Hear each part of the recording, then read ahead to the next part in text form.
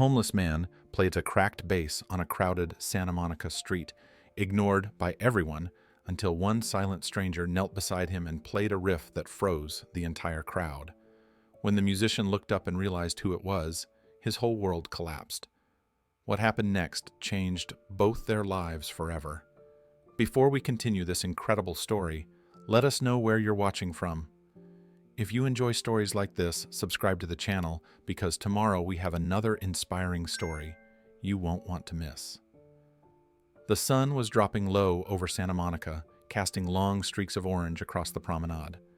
People moved in every direction, a blur of conversations, shopping bags, skateboard wheels, and impatient footsteps. Street performers called out for attention. Vendors shouted deals for tourists. Somewhere in the distance, a dog barked. It was the regular late-afternoon chaos of Los Angeles, loud and alive, everyone focused on their own world. But in the middle of that rushing tide sat a man who seemed frozen in place. Eli Turner, 42 years old, unshaven, sunburnt, and exhausted, rested on the cold concrete with his back against a faded mural. His clothes were layered and worn from months of weather. A sleeping bag rolled tightly beside him showed signs of long nights spent under open skies. His eyes carried the heaviness of someone who hadn't slept well in years. Yet, despite everything about him screaming of struggle, one thing stood out. The old bass guitar resting in his lap. It was a battered instrument. The wood was cracked along the lower edge. One tuning peg looked as if it had been glued on more than once. The strings didn't match. Each seemed pulled from a different era of his life. But even in that condition, Eli held it gently with careful hands that remembered its history. It was the last piece of his old world, the only thing he hadn't lost. With slow, deliberate motion, Eli plucked a fragment of a familiar bass line. It was from a song that used to be popular in small clubs years ago, a riff musicians recognized instantly. And though his fingers were thin and shaking, the music still had soul. The tone, though imperfect, carried heartache. Anyone truly listening would have felt a story inside the sound. But no one was listening. People walked past him without slowing down. Some stepped closer to the curb to avoid even brushing his sleeve. A businessman checked his watch as he hurried by. A couple pushed a stroller around him without stopping. A group of teenagers approached, laughing loudly, and one of them snickered when he noticed Eli playing. The kid leaned toward his friend, whispering something cruel. They kept walking. Eli didn't look up. He was used to it. Still, he kept playing. Not for money, not for attention, but because the music was the only thing keeping him grounded. It was the single thread left tying him to hope. Every note was a reminder of the person he used to be. Then, in the middle of a shaky riff, something changed. A shadow crossed over him. Not a passerby rushing forward, not someone stepping around him. This figure stopped, completely. As if the world had pressed pause, Eli felt the presence before he saw the person. He lifted his head slowly, expecting a security guard or someone telling him to move along. But instead he saw a man dressed simply in a dark hoodie, a faded cap pulled low, and jeans worn from use. Nothing about him drew attention. He looked like any other local, trying to blend into the background. But the man wasn't moving. He was watching Eli play.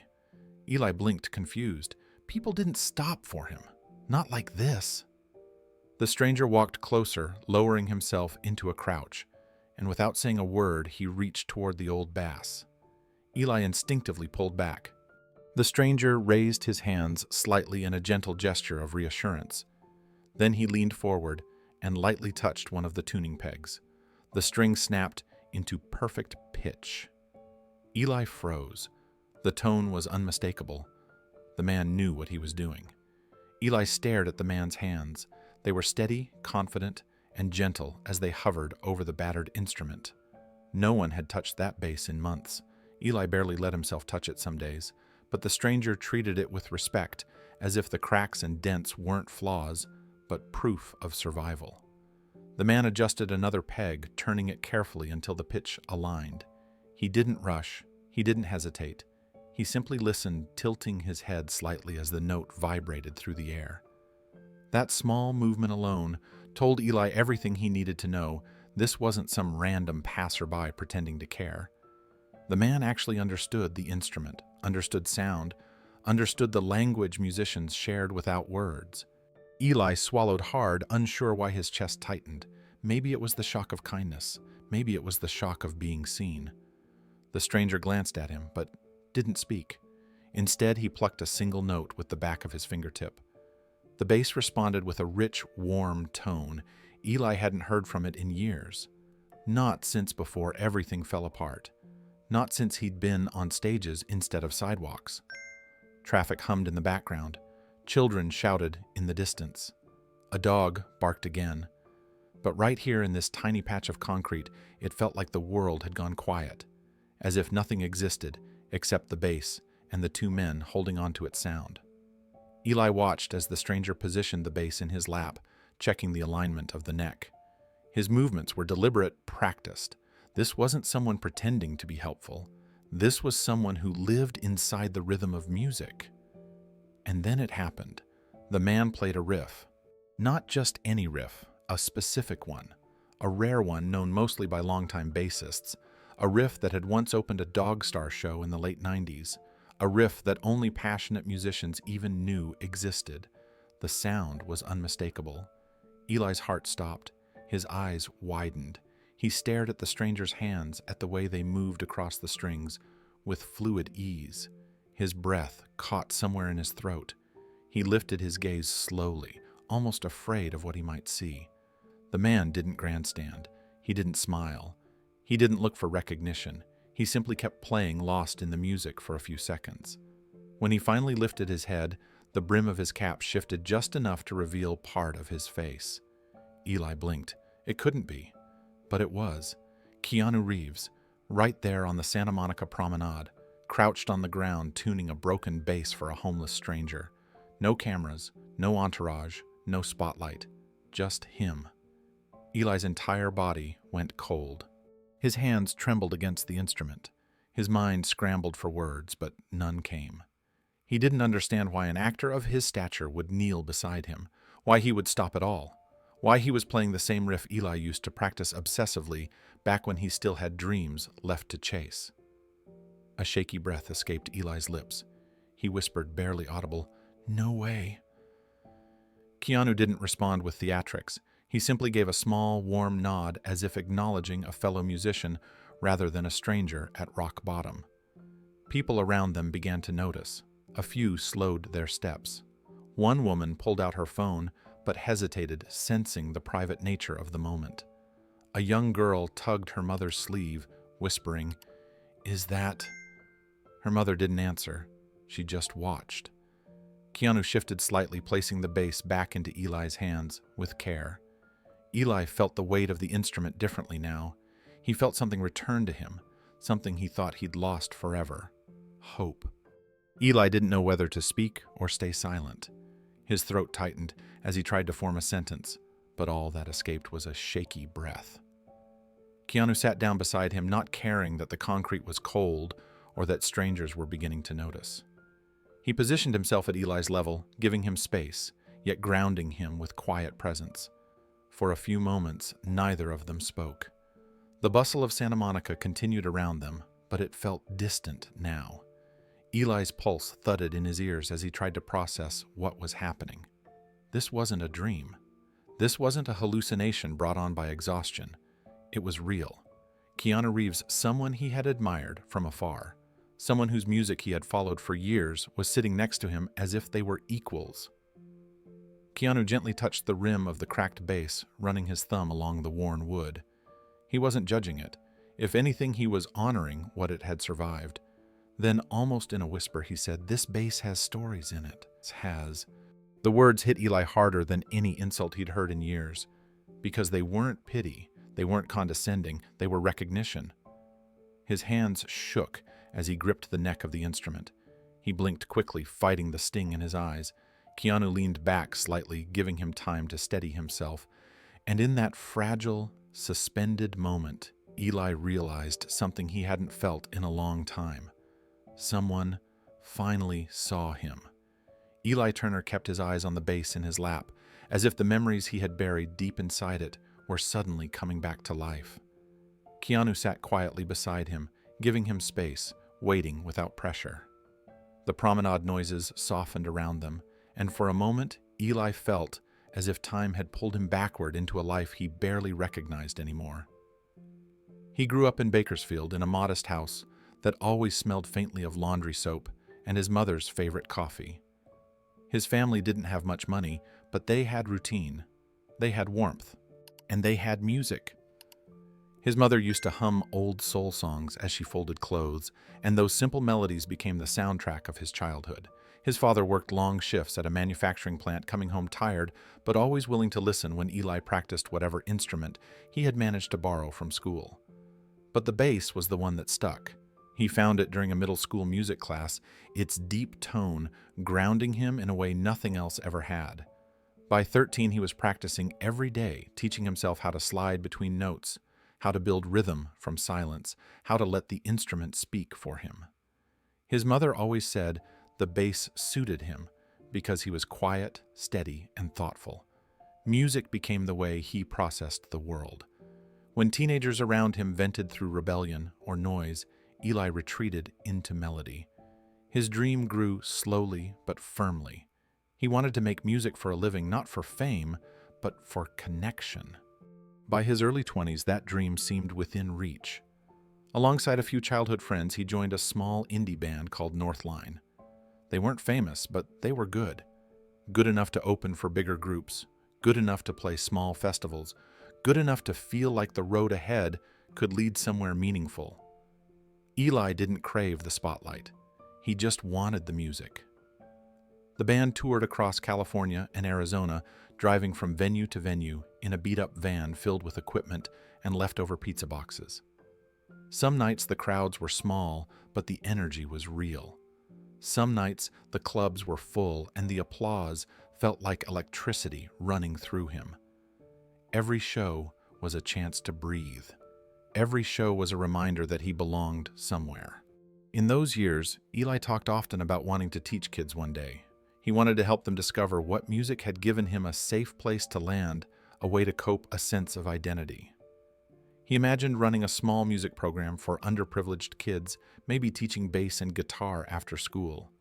His bandmates teased him about becoming Mr. Turner, the coolest teacher in Bakersfield, and Eli laughed along because it felt real. It felt possible. But life had a way of shifting without warning. His mother fell ill unexpectedly, and within months, she was gone. The grief hit him harder than he could admit. The band tried to support him, but things changed. They took a break, promising to regroup. But breaks became weeks, then months, and eventually the band dissolved quietly, each member drifting toward other responsibilities. Eli's world shrank after that. His father moved to stay with relatives. Eli stayed behind, trying to rebuild momentum, but the silence left in his mother's absence made everything feel heavier than before. And that was only the beginning of the collapse that would change everything. After losing his mother and watching his band dissolve, Eli tried to stay afloat. For a while, he picked up small gigs wherever he could, weddings, open mic nights, background sets in coffee shops. The pay was inconsistent, but it gave him purpose. He told himself things would stabilize eventually. All he needed was one good opportunity, one audition, one moment where things clicked again. That moment never came. During a late-night show at a cramped bar outside Fresno, someone spilled a drink across the stage. Eli slipped on the wet floor mid-performance, landing awkwardly on his hand. The pain was sharp and immediate. He finished the set, pretending everything was fine, but by the next morning his hand had swollen so badly he couldn't grip his bass. At the urgent care clinic, the doctor explained that ligament damage would require rest medication and possibly physical therapy. The bills stacked up quickly, far more than Eli could handle. He tried to push through the pain, taking cheaper gigs and forcing his hand to work. But the strain only made the injury worse. Slowly, calls for work stopped coming. Musicians who couldn't play consistently weren't hired consistently. Eli's dream, once so clear, grew blurry at the edges. Depression crept in quietly. There was no dramatic moment when he realized he was falling apart. Instead, it happened in small ways. Days spent sleeping too long, nights spent awake with racing thoughts, Missed meals, missed phone calls, missed chances. He sold most of what he owned to cover medical costs, promising himself it was temporary. He'd get back on track soon. But soon never arrived. His father passed unexpectedly during this same difficult period, leaving Eli with another wave of grief he wasn't prepared to face. The last anchor in his life was gone. The apartment he rented became too expensive. The friends he used to rely on had scattered into their own busy lives. He told no one how bad things were getting. He didn't want to burden anyone. He convinced himself he could fix everything alone. But loneliness is heavy.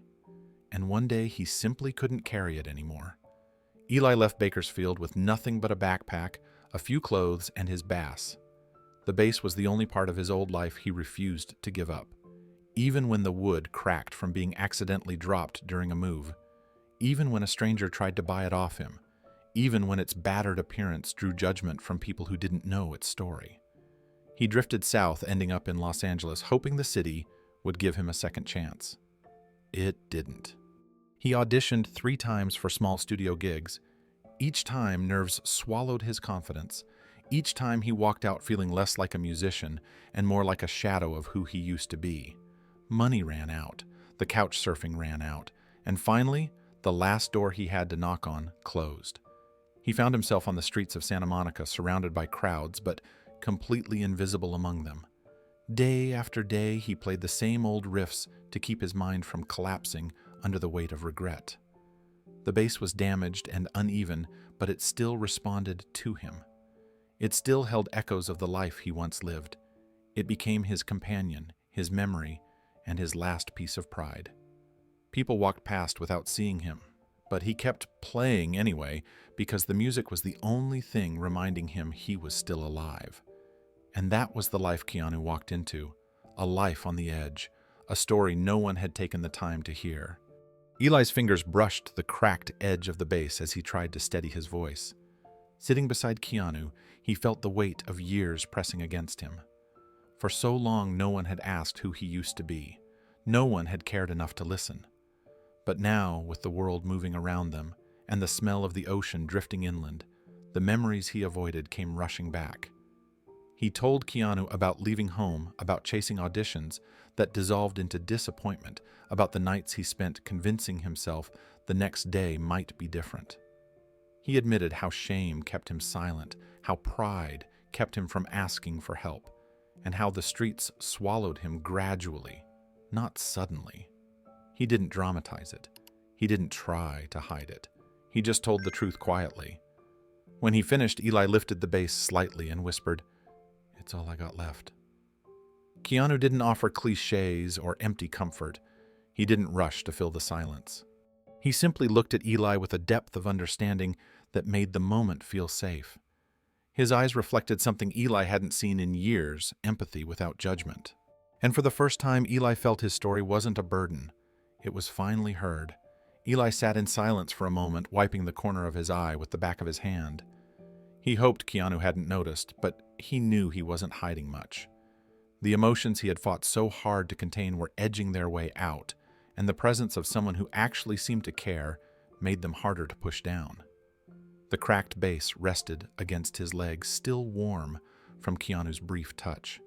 It felt different now, as if the instrument itself had gained weight and meaning simply because someone respected it.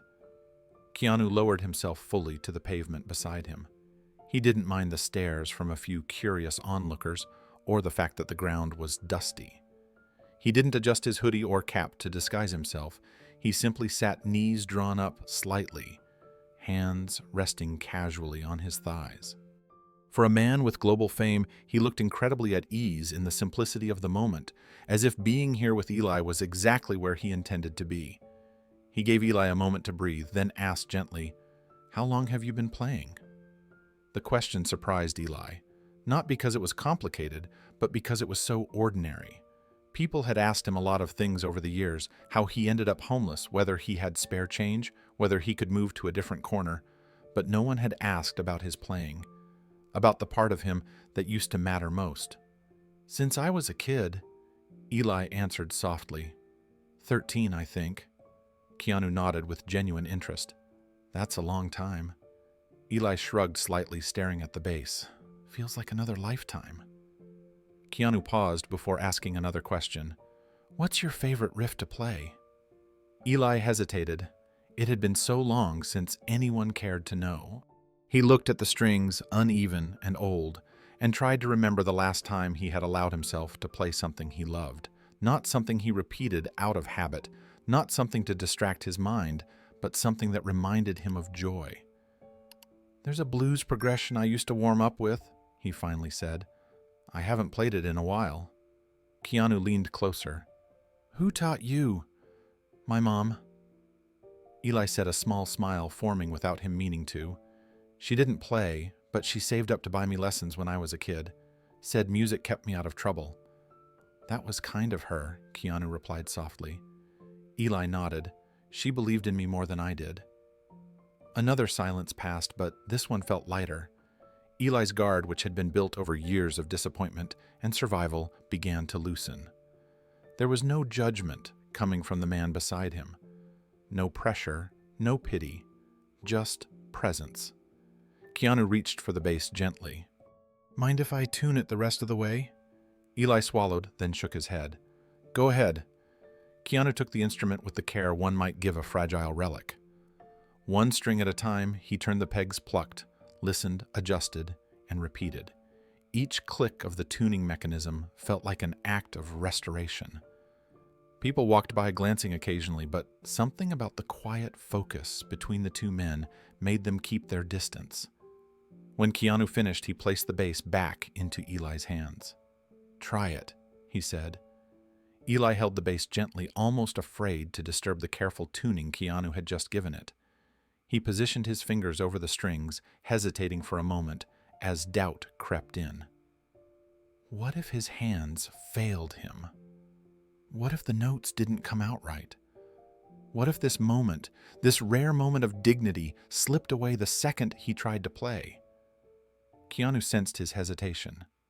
Without saying a word, he adjusted his posture and leaned slightly forward, giving Eli his full attention. The quiet encouragement in his expression told Eli he didn't have to be perfect. He just had to be himself.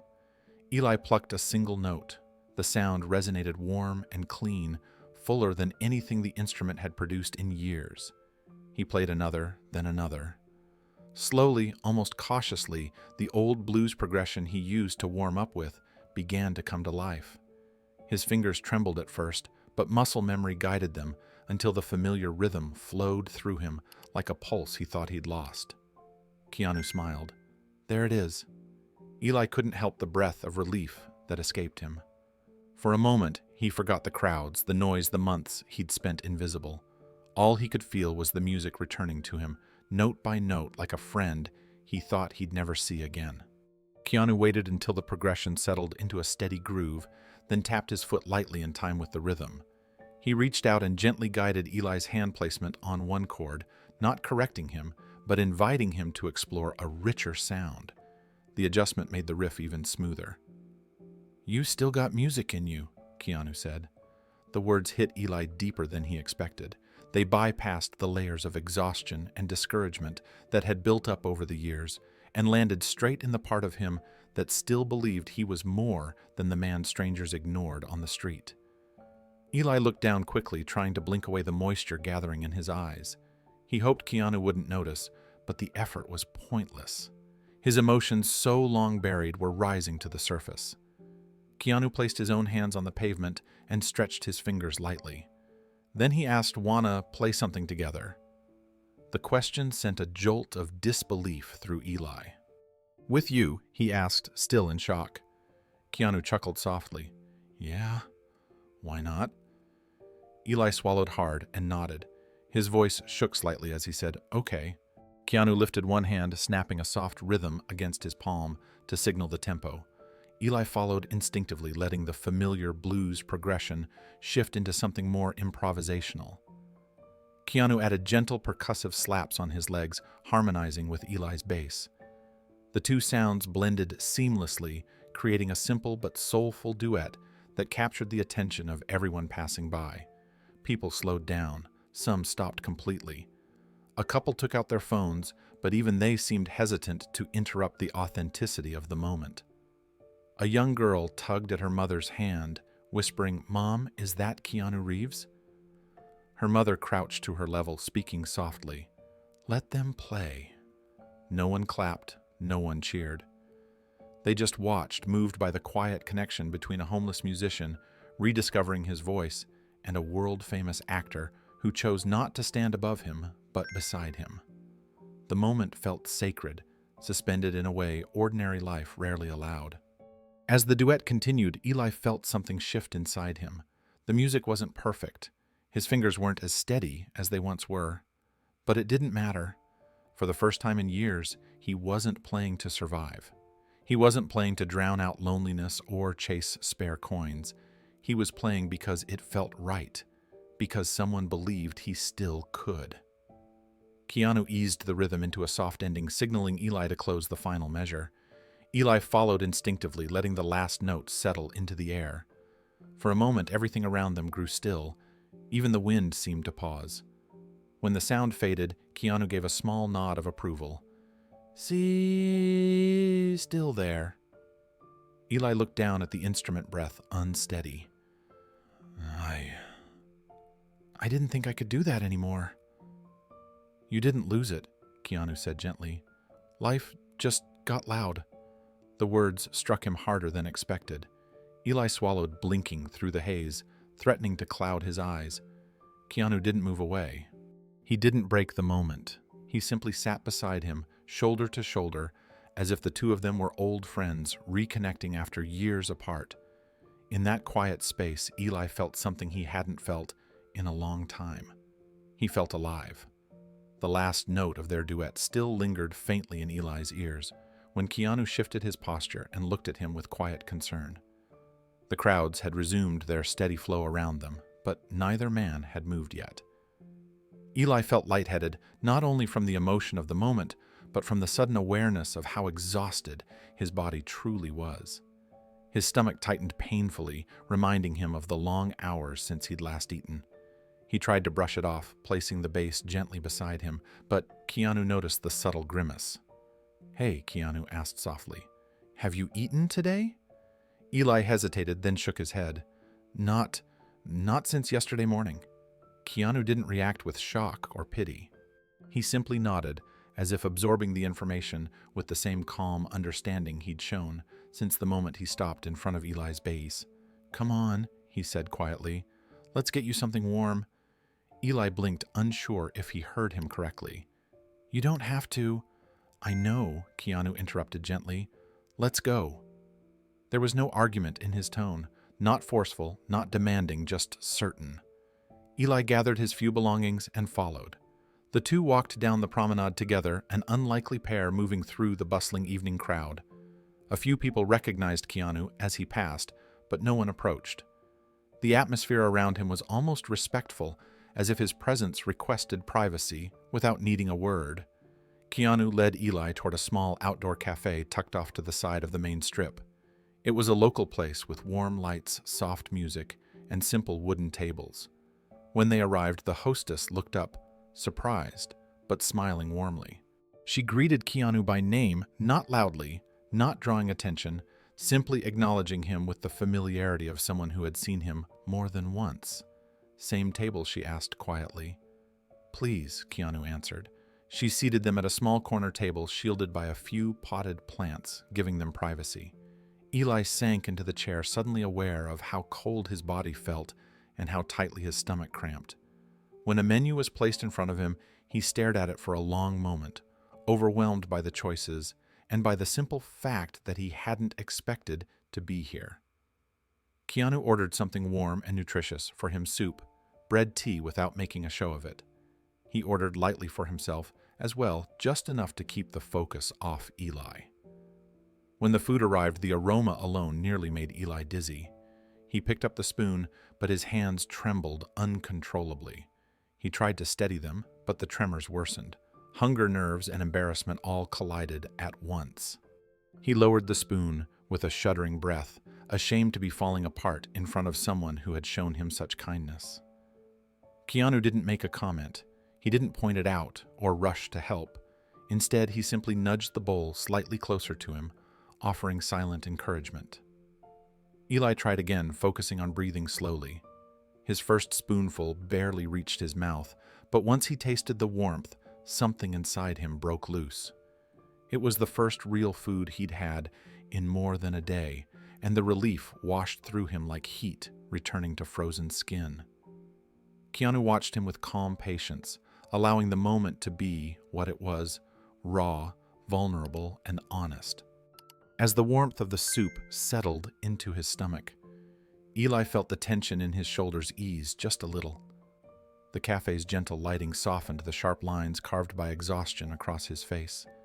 For the first time in a long time, he was sitting at a real table with real food, not hurried scraps eaten alone in the cold. He focused on each bite, grounding himself in the present moment, but a part of him remained wary. Kindness this genuine was foreign to him now, and he feared the moment might fall apart if he moved too quickly. Keanu didn't pressure him to talk.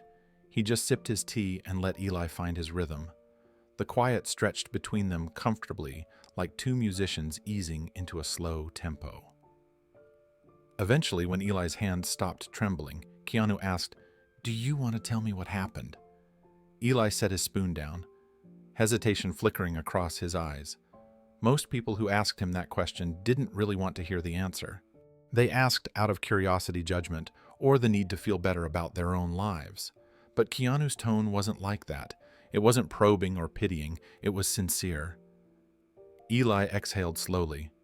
"I lost everything, bit by bit." Keanu nodded, encouraging but not intrusive. "My band fell apart, my family fell apart, and I fell apart," Eli said. "I kept telling myself I could turn things around, but life just kept taking pieces from me." He glanced down at the spoon, watching it catch the warm cafe light. His voice tightened as he continued. "I tried to audition again, more than once. But my hand wasn't the same after the injury. It still shakes sometimes. I messed up every audition I went to." Keanu listened quietly, hands folded in front of him. Eli took another breath, trying to steady his thoughts. "What really broke me wasn't the auditions. It was how people looked at me afterward. Like I was someone who wasted their time. Someone who used to matter but didn't anymore." He swallowed and lowered his gaze. "And when you're out there on the street, people don't look at you at all. Or they do, but only to judge you. Sometimes I feel like I'm not even human to them." Keanu didn't flinch. He didn't try to explain away the cruelty of strangers or pretend the world was kinder than it really was. He simply stayed present. Eli continued, voice cracking slightly. "I auditioned once years ago to open for Dogstar during a small show. I never followed through. My hand gave out right before I was supposed to send the final recording. I told myself I'd try again. But I never did."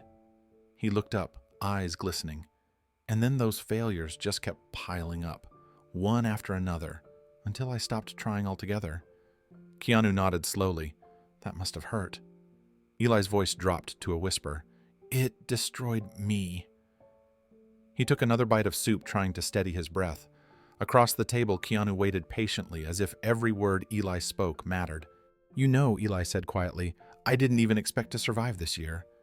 I just kept waking up because my body decided to." Keanu's expression softened. "You're here, and that means something." Eli shook his head bitterly. What could it possibly mean now Keanu didn't look away? "More than you think." Eli leaned back in his chair, exhaustion settling over him like a heavy curtain. He wiped his eyes with the heel of his palm, embarrassed by how raw he felt. "I don't know how to climb out of this," he said quietly. "Feels like I've been stuck at the bottom for years." Keanu rested his forearms on the table, meeting Eli's gaze with steady calm. He didn't offer solutions or soft lies. He didn't pretend that the path forward would be easy. Instead, he spoke with the same grounded sincerity he'd shown since the moment he sat down beside him. "You don't have to stay here," Keanu said. "Not forever." Eli let out a bitter laugh, a reflex born from years of disappointment. "People say that like it's simple." "It isn't," Keanu replied gently. "But it's possible." The words didn't fix anything, but they didn't ring hollow either. For the first time in a long while, Eli felt a faint spark of belief. The wind grew cooler as evening settled over the promenade. The cafe lights flickered warmly against the fading sky, and Eli sat still at the small outdoor table trying to steady his breathing. Keanu's words lingered in his mind like an echo he couldn't escape. "You don't have to stay here, not forever." It was simple, almost understated, but they carried a weight that shook something deep inside him. Eli folded his hands in front of him, unsure what to say or do next. Gratitude battled with disbelief, hope wrestled with fear. Part of him wanted to cling to Keanu's presence, to the rare moment of dignity he had felt for the first time in years. Another part warned him not to get used to it. People didn't stay. Kindness didn't stay. Keanu finished his tea, placed the cup down, and rose from his seat. "I'll be back in 20 minutes, he said. For a brief moment, Eli's breath caught. The words sounded strangely final, like the closing line of a conversation that had reached its natural end. He nodded slowly, masking the familiar ache that formed whenever someone prepared to leave. 20 minutes was polite, distant. It was the kind of promise people made when they didn't want to appear dismissive, but didn't intend to return. "You don't have to," Eli started, but Keanu gently raised a hand. "I'll be back," he repeated with quiet certainty. There was no explanation, no reassurance, no hint of where he was going. Keanu simply gave a small nod and turned away, walking through the soft glow of the street lamps until he blended into the flow of pedestrians. Eli watched him disappear into the crowd, the doubts rising instantly. He isn't coming back. Eli told himself that again and again, not because he believed Keanu was cold or careless, but because experience had taught him something undeniable people always left. They offered encouragement, sometimes even kindness, but they eventually drifted away. Life moved them forward while Eli stayed stuck where he had fallen. 20 minutes. The words played in his mind on a loop. He didn't understand why Keanu set a specific time. Maybe it was just something to say. Maybe it was his way of ending things gently. Eli tried to convince himself he wasn't disappointed, but his chest tightened anyway. He returned his attention to the bass leaning beside him. The cracked wood and mismatched strings looked even older under the cafe lights. He ran his fingers along the neck, feeling the familiar roughness of the worn finish. That instrument had survived every painful turn in his life, but it had also trapped him in his memories. It was all he had left, and yet it reminded him constantly of what he had lost. 15 minutes passed slowly, then 20. Eli's heart sank. It wasn't surprising, it wasn't personal, it was simply the way life worked. He lowered his eyes, bracing himself for the quiet walk back to the promenade where he slept. He reached for his sleeping bag, ready to gather his things, when he saw movement approaching from the sidewalk. Someone was walking toward him with a long, dark hard case in hand. At first, Eli assumed it was a musician passing by, but as the figure stepped into the warm glow of the cafe lights, the cap, the hoodie, and the quiet demeanor became unmistakable. Keanu had returned, and he was carrying something Eli couldn't have imagined. Keanu set the long black hard case down beside the table with the same care someone might show while placing a fragile heirloom onto velvet. Eli stared at it confused, then lifted his eyes toward Keanu. There was no dramatic reveal, no flourish, no attention-seeking gesture. Keanu simply slid the chair back into place and sat down again as if nothing unusual had happened. "What? What is that?" Eli asked, his voice barely above a whisper.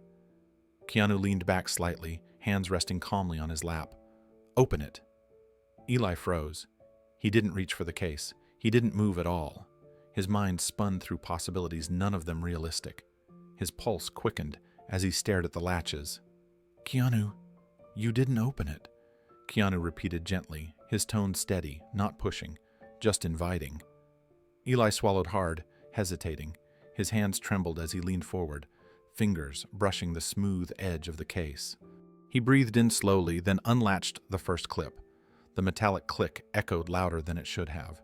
He opened the second latch, then the third. With trembling hands, he lifted the lid. Inside, nestled in plush black lining, was a brand new professional-grade bass guitar, jet black body, Smooth, polished finish, every string gleaming under the reflection of the cafe lights. It wasn't just new, it was beautiful. A dream instrument for any bassist, let alone someone who had been clinging to a cracked relic for survival. Eli's breath hitched. He blinked, trying to make sense of the sight. No, no, no, no. I can't accept this, he stammered. He stepped back from the case as if it were too precious to be touched. Keanu, this is too much. You don't even know me. Keanu didn't look away. I know enough. Eli shook his head rapidly, terrified, overwhelmed. You can't just give me a bass like this. I can't take something so expensive. This one's not a gift, Keanu said quietly, cutting through the panic with simple clarity. Eli froze. It's a beginning. The words stopped him like a hand to his chest. His protests fell silent. Keanu kept his tone gentle, his expression sincere.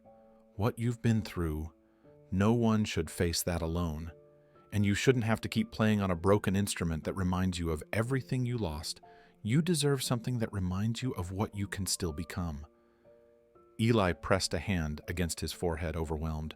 His breath trembled as he tried to steady himself, but emotion pushed through every barrier he had left. Why would you do this for me? He whispered. I'm nobody. Keanu's voice softened. You're a musician. Eli choked on the air he tried to breathe. Those 4 words pierced through years of shame, years of feeling unseen, years of believing he no longer belonged to the world he once loved. Keanu nudged the case slightly toward him. Take it. Eli stared at the bass again. His vision blurred as tears welled, spilling before he could hide them. He covered his face with both hands, shoulders trembling silently. He had cried alone before in alleyways, behind dumpsters, under the cold edge of freeway overpasses. But never like this. Never in front of someone who treated him like he still mattered. People nearby noticed but didn't intrude. Some paused, sensing the intimacy and weight of the moment, but keeping respectful distance. Keanu waited, patient, calm, present. Finally, Eli lowered his hands, tears streaking his cheeks. His voice cracked as he whispered, I don't know what to say. You don't have to, Keanu replied softly. Eli reached out slowly, his fingers trembling as they hovered above the polished surface of the new bass. He didn't touch it at first. He just stared, stunned by the possibility that this moment was real. The instrument reflected the cafe's warm lights, almost glowing inside the black velvet lining. It didn't feel like something meant for him. It felt like something meant for the person he used to be, someone confident, hopeful, and full of music. Keanu reached into his pocket and placed something else on the table, a small laminated card. Eli picked it up with shaking hands. It was a Dogstar rehearsal pass with the date stamped for tomorrow. His breath caught. Is this for me? Keanu nodded. Come by. No expectations, just music. The weight of the pass settled into Eli's palm like a heartbeat. A second chance made physical, a bridge back to a world he thought he'd lost forever. Eli pressed the card against his chest as tears blurred his vision. He tried to speak, but no words formed. His voice broke instead, and he covered his eyes as emotion overtook him completely. For the first time in years, he wasn't crying from despair. He was crying from hope. The next morning, Eli stood outside the rehearsal studio with the new bass case gripped tightly in his hands. The sun had barely risen, but already the nervous energy bouncing inside his chest made it hard to breathe. He stared at the door with the Dogstar logo taped beside it, a symbol from his past he never imagined he would stand this close to again.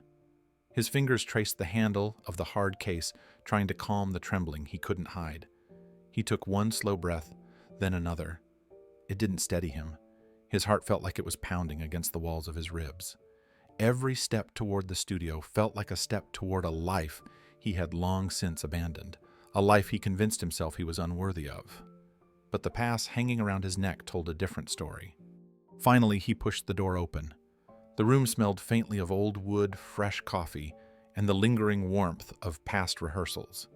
Amplifiers lined the walls, cables sprawled across the floor, and the familiar shapes of drum kits and guitar stands filled the space. The comfort of it hit him in a wave. This was the air he used to breathe, the atmosphere of creativity, collaboration, and belonging. "Eli," a voice called gently. Eli turned to see Robert Mailhouse approaching, dressed casually, drumsticks already in hand. His expression carried genuine warmth, not polite curiosity. Behind him, Brett Domrose was tuning his guitar, glancing up with a welcoming smile. "You made it," Brett said. Eli nodded, feeling his voice catch. "Yeah, I wasn't sure I should." Robert waved a hand. "If Keanu invited you, you should." Before Eli could respond, Keanu appeared from behind a soundproof panel, adjusting the strap on his own bass. He gave Eli a smile that felt grounding. "Morning." Eli swallowed hard. "Morning."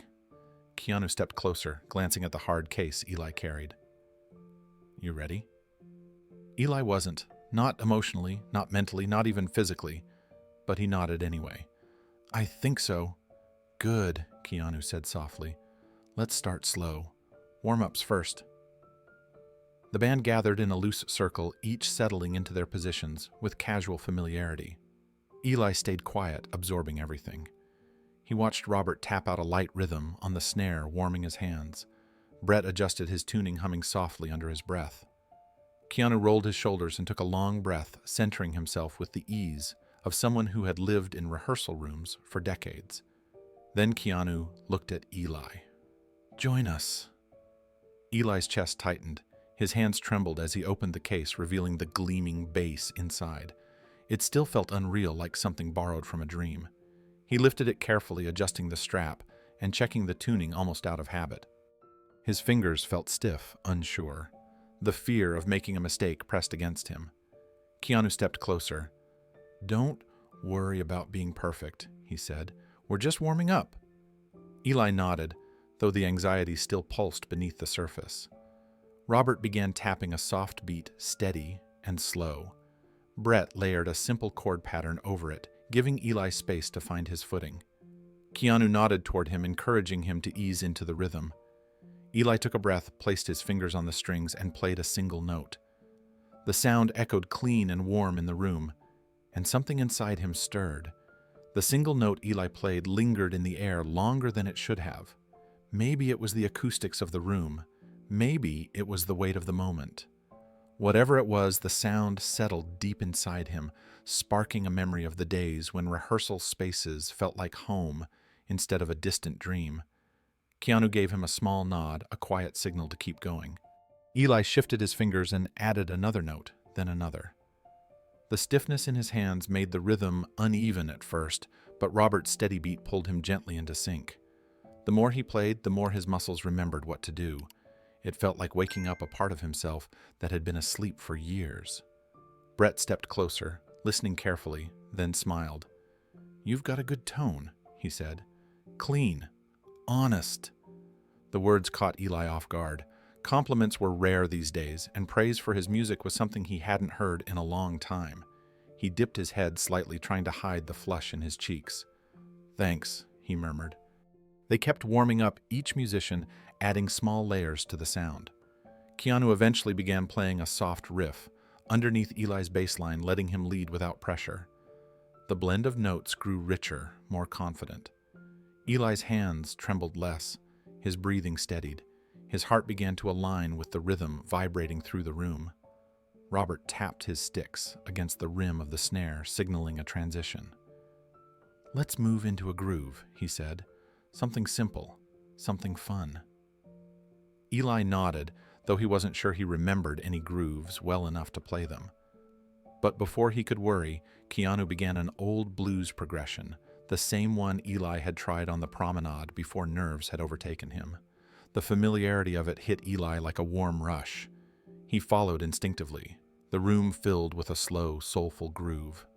Brett added harmonies on guitar.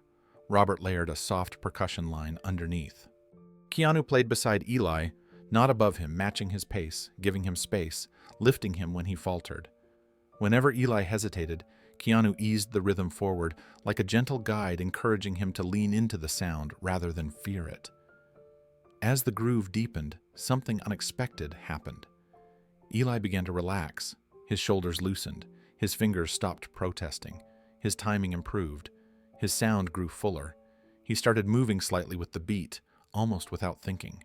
For the first time in years, he felt like a musician again. A real one. After a few minutes, Robert called out, "Eli, take a little run. Just play what you feel." The suggestion startled him. "A run?" he asked. "Yeah," Brett encouraged. "Go for it. Doesn't matter what. Just let it out." Eli looked at Keanu, searching for reassurance. Keanu simply nodded, eyes soft. "You've got this." Eli inhaled deeply, placed his fingers on the fretboard, and let them move. What came out wasn't perfect. It wasn't polished, but it was raw, honest, emotional, everything music was supposed to be. The run built gradually, shaky but passionate. The band supported him, never overwhelming his sound, and for a moment the room seemed to brighten, as though the music itself was creating light. When he finished, the silence that followed wasn't awkward. It was reverent. Brett smiled widely. "Man, that was good." Robert nodded in agreement. "Really good." Eli blinked hard, his vision blurring at the edges. He hadn't expected encouragement. He hadn't expected belonging, but the warmth in their voices melted something inside him that had been frozen for years. Keanu met his gaze and gave a gentle nod, a nod that said everything Eli needed to hear, a nod that said he belonged. The room settled into a soft quiet after the last note faded. Eli lowered his hands slowly, almost afraid that moving too quickly would break whatever fragile magic he had stepped into. His chest rose and fell with uneven breaths, and he blinked rapidly to keep the emotion from spilling over. He felt exposed, but not in a way that hurt, in a way that healed. Robert leaned back on his stool. "You've got raw talent, Eli. Real talent." Brett nodded. "Yeah, there's something honest in the way you play." Eli didn't know how to respond. Compliments like that hadn't touched his life in years. He looked toward Keanu, unsure of what his reaction would be. Keanu offered a small, steady smile. "You did great." The words landed gently, grounding him. For the first time in a long time, Eli felt like he was standing inside a future instead of a memory. The rehearsal ended with warm goodbyes, a few light jokes, and promises to meet again soon. But Eli felt the air shift inside him the moment he stepped outside the studio. The sun was just beginning to fall behind the buildings, painting the sky in soft shades of orange and pink. The quiet outside contrasted sharply with the vibrant sound he had just created inside. His heart should have been soaring. Every part of the day should have lifted him. But as soon as the door closed behind him, something heavy slipped back into place. He stood on the sidewalk, gripping the new bass case with both hands.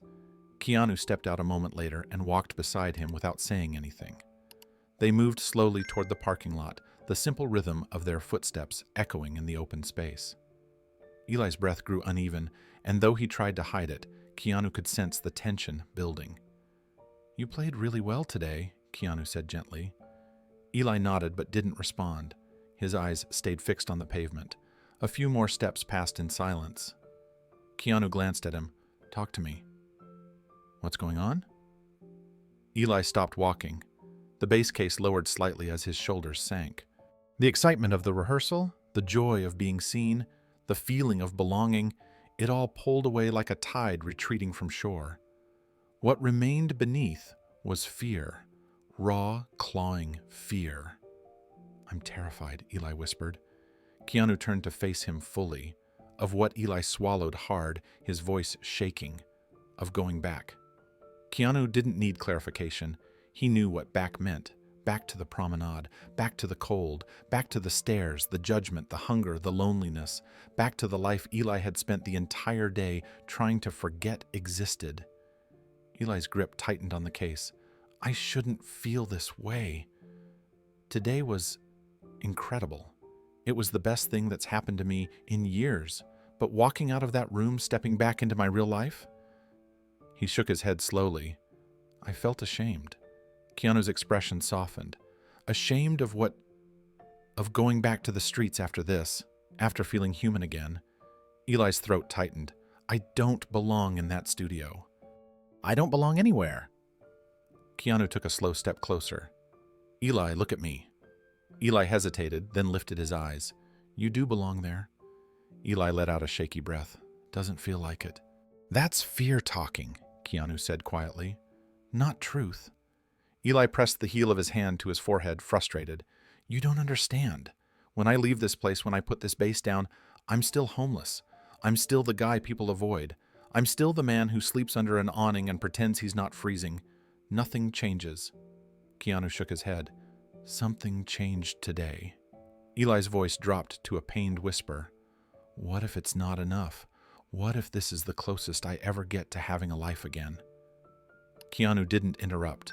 He let the pain spill without trying to stop it. Eli wrapped his arms around the case protectively as if the instrument were the only thing keeping him from falling apart. I'm scared that this hope, this feeling, is temporary, and when it fades, I'll fall even harder. Keanu's gaze held steady, patient, concerned. You're allowed to be scared. But Eli wasn't finished. Because if I let myself believe today meant something, and it turns out it didn't, his voice cracked, I don't think I can survive that. Keanu let Eli's words settle into the air between them. The parking lot was quiet, touched only by the distant hum of evening traffic and the soft rustle of wind pushing past the nearby buildings. Eli stood rigid, gripping the bass case as if it were the only stable thing in his world. His voice trembled, but it wasn't weakness. It was the sound of a man holding years of pain behind his teeth finally cracking. Keanu stepped closer, careful not to crowd him. Eli, surviving isn't the same as living. Eli exhaled sharply. Yeah, well, surviving is all I've got left. That's not true, Keanu replied softly. Eli's face contorted with frustration. You don't get it. This? He lifted the case an inch. This was a miracle. Today was a miracle, but miracles don't follow people like me. I go right back to the same street, the same spot, the same looks from strangers. And after everything that happened today, that feels worse than it used to. Keanu nodded slowly, because you tasted what it's like to feel alive again. Eli blinked several times, his eyes glazing with emotion. He tried to choke down. Exactly. And now that I've felt it, going back feels like drowning. His breathing quickened, the panic rising in his chest. I shouldn't be here. Not with you. Not with them. I'm just someone you found on the sidewalk playing a broken bass. I don't deserve any of this. Keanu held up a hand, firm but calm. Eli, that's not your truth. That's your fear. Eli shook his head, but Keanu stepped into his line of sight again. Eli, listen to me. Eli reluctantly met his gaze. You deserve better than surviving. You deserve living. The words were simple, but they hit Eli like a surge of electricity. His posture faltered, his chest hitching. You say that like it's easy. It isn't easy, Keanu said, but that doesn't make it untrue. Eli looked away, jaw tightening. You don't know how far gone I am. I know you're here, Keanu answered. I know you played today like someone who still has a heart full of music. And I know you walked into that room even though you were terrified. That doesn't sound like someone who's gone. Eli clenched his jaw, trying to hold back the emotion building in him. But what if I can't be fixed? The words burst out of him raw and jagged. Keanu didn't flinch. He didn't hesitate. His voice was gentle but unwavering. You're not broken. Eli stared at him, stunned. You're tired, Keanu continued. Tired from fighting alone. Tired from being hurt. Tired from thinking you have to carry everything without help. Eli's breathing grew uneven. His hands loosened on the case, then tightened again. He looked down at his shoes, unable to hold Keanu's gaze. His voice dropped to a trembling whisper. I don't know how to take help anymore. That's okay, Keanu said. You don't have to know how. You just have to accept it when it's offered. Eli shook his head weakly. I'm scared. I know, Keanu replied. But fear doesn't mean you stop. It means you keep going and you let people meet you where you are. Eli's lip quivered. His shoulders trembled. His jaw clenched as he fought to hold himself together. But something inside him was already unraveling. Eli pressed a hand against his eyes, but the tears slipped through anyway. He tried to turn away, ashamed of falling apart, but Keanu stepped gently into his line of sight, again grounding him without crowding him. Eli's breath came in uneven shudders, his voice barely audible. I don't know if I can do this, he whispered. You don't have to do everything today, Keanu said. "Just take the next step." Eli lowered his hand slowly, eyes red, exhausted, but searching. "And if I fall," Keanu's voice softened even more, "then I'll help you stand again." Eli swallowed hard, his chest tightening as something fragile cracked open inside him. For the first time in years, someone wasn't telling him to toughen up or get over it. Someone was simply staying. And in that moment, Eli felt the shift, a turning point, quiet but undeniable. The night settled softly over Los Angeles as Eli and Keanu walked toward the edge of the parking lot. Eli still held the bass case tight against his chest, as if letting go for even a moment might cause the day he'd just lived to vanish. His breath trembled with every inhale. The emotional storm inside him had not fully passed, but something lighter, something unfamiliar lurked beneath it. Hope. Keanu paused near his car and turned to him. "I'm not letting you go back out there tonight," he said gently. Eli's instinct was to object, but for once, the words wouldn't form. He lowered his eyes.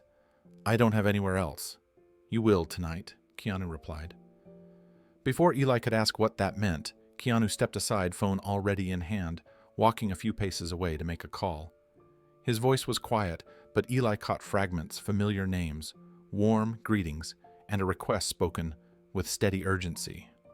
Keanu paced slowly as he spoke, his tone carrying the ease of someone calling an old friend, not a stranger being asked for a favor. Eli watched him confused and uneasy. He wasn't used to anyone making arrangements on his behalf. His life for years had been ruled by uncertainty. Where to sleep, where to eat, where to stand without being judged. The idea that someone, anyone would take action for him felt impossible. When the call ended, Keanu returned with the same calm presence he'd carried all day. "Come on," he said. "There's a place I want you to see." Eli followed him across the lot, heart pounding. "Keanu, what did you do?" Keanu glanced at him, offering a small smile. "I talked to someone who can help." "Help how?" Eli asked, his voice tight with anxiety. "There's a small shelter near here," Keanu explained. "It's for musicians and artists who've fallen on hard times. Good people run it. They focus on rebuilding, not judging." Eli's steps faltered. A shelter. A familiar ache of shame flickered in his chest, but Keanu slowed his pace to match his hesitation. "It's safe," Keanu said softly. "And it's temporary, just somewhere you can rest without worrying about the cold or the sidewalk or who might walk past you." Eli stared at the pavement. "I don't know if I belong in a place like that." Keanu stopped walking and faced him fully. "You belong in a place where you're treated like a human being. That's all this is." Eli swallowed hard, his voice cracking. "People don't usually do this for me." "I'm not people," Keanu replied gently. "I'm someone who believes you deserve a chance." The words disarmed Eli completely. There was no pity in Keanu's tone, no pressure, only sincerity.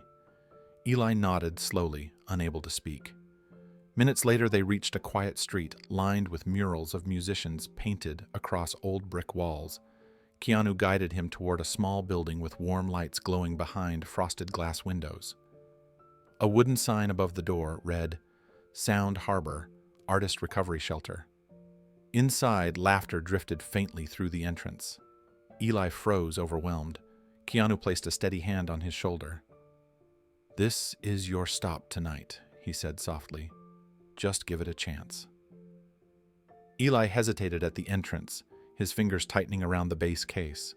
Warm light spilled across the sidewalk, carrying the soft scent of coffee and clean linens. Through the glass silhouettes moved gently, people talking, someone strumming a guitar, a volunteer organizing donated clothing. Nothing extravagant, nothing intimidating, just life unfolding quietly inside four safe walls. Keanu nudged the door open with his shoulder. "Come on," he encouraged. "You're okay." Eli stepped inside slowly, half expecting suspicious eyes or whispered judgments. Instead, he was met with a wave of warmth. The entryway was bright and inviting, its walls lined with framed photographs of local musicians, community events, and heartfelt thank you messages. A middle-aged woman with curly gray hair approached them with an easy smile. "You must be Eli," she said kindly. "Keanu told me you might come tonight." Eli blinked, stunned. "He told you about me?" She nodded. "Only the important parts, that you're a musician and that you deserve a safe place to rest." Eli's throat tightened. Those were the words he struggled to believe. She extended her hand. "My name's Marcy. I run Sound Harbor." Her handshake was warm, steady. No hesitation, no discomfort, just kindness. "Let me show you around," she said. "You're welcome here." She led them down a short hallway, passing open doors that revealed small but comfortable rooms. Clean sheets, folded blankets, soft, warm lighting. It felt unreal, like stepping into a life that belonged to someone else. "This space is funded by a few local artists and sponsors," Marcy explained. "We help people get back on their feet one day at a time. No pressure, no expectations." Eli nodded silently, absorbing every detail.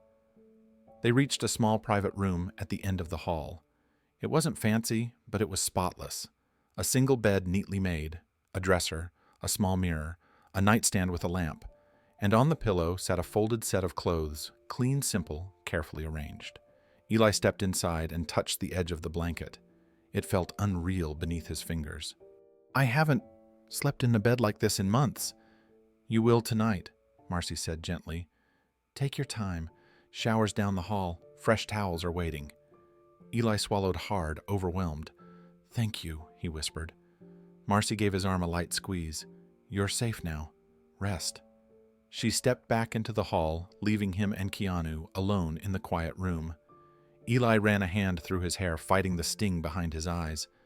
"This is too much," he whispered. "I don't deserve this much." Keanu shook his head softly. "You deserve a place to breathe. That's all this is." Eli looked at the bed again, his voice trembling. "What if I can't do it? What if I mess this up too?" Keanu's expression remained steady. "Then you try again, and if you fall, I'll help you stand." The words settled inside Eli like warmth in winter. For the first time in a long time, the fear wasn't winning. The first few days at Sound Harbor felt unreal to Eli. Every morning he woke expecting cold concrete under his back, the echo of distant footsteps, or the sharp jolt of fear that came whenever he heard someone approaching his makeshift sleeping spot. Instead, he woke to the quiet hum of a heater, the softness of clean sheets, and the faint sound of someone practicing piano down the hall. It took time for his body to understand that it didn't have to stay tense, ready to run. The shelter offered counseling 3 times a week. On his first day, Eli sat across from a warm-voiced therapist named Jordan, unsure how much to share. He spent most of the session staring at his hands, explaining only that he had fallen on hard times. But Jordan didn't push. He simply said, "We start wherever you are," and that gentle truth loosened something inside Eli. By the second session, Eli was finally talking about his mother's death. By the third, he admitted how deeply the hand injury had shaken him. Healing didn't come fast, but for the first time in years, he wasn't carrying the weight alone. Every afternoon, he practiced with the new bass. At first, his fingers stumbled, his timing uneven. He grew frustrated, easily overwhelmed by everything he had forgotten. But Marcy would pass by the practice room and remind him, "You're building new muscle memory, not chasing the old one." Those words became a quiet mantra. Gradually, the sound grew smoother. Notes came more naturally. His hands stopped trembling when he held the instrument. On Friday evenings, the shelter hosted community jam sessions. Local musicians dropped by with guitars, cajon drums, harmonicas, and keyboards, creating a messy, beautiful fusion of sound. The first time Eli walked into the circle, he hovered near the wall, clutching his bass like a shield. But a young woman named Tessa waved him in, saying, "We don't judge wrong notes here. We celebrate brave ones." Her smile disarmed him, and he joined the group. The music wasn't perfect, but it was alive. Eli found himself laughing, really laughing for the first time in years. It startled him, then comforted him. As part of the shelter's routine, residents volunteered for small tasks. Eli gravitated to the music room, sweeping dust from under amplifiers, tightening loose stands, coiling cables neatly. It felt good to take care of a space that nurtured creativity. The staff noticed his dedication, and the musicians who visited began greeting him with familiarity. Little by little, he felt himself returning to the world.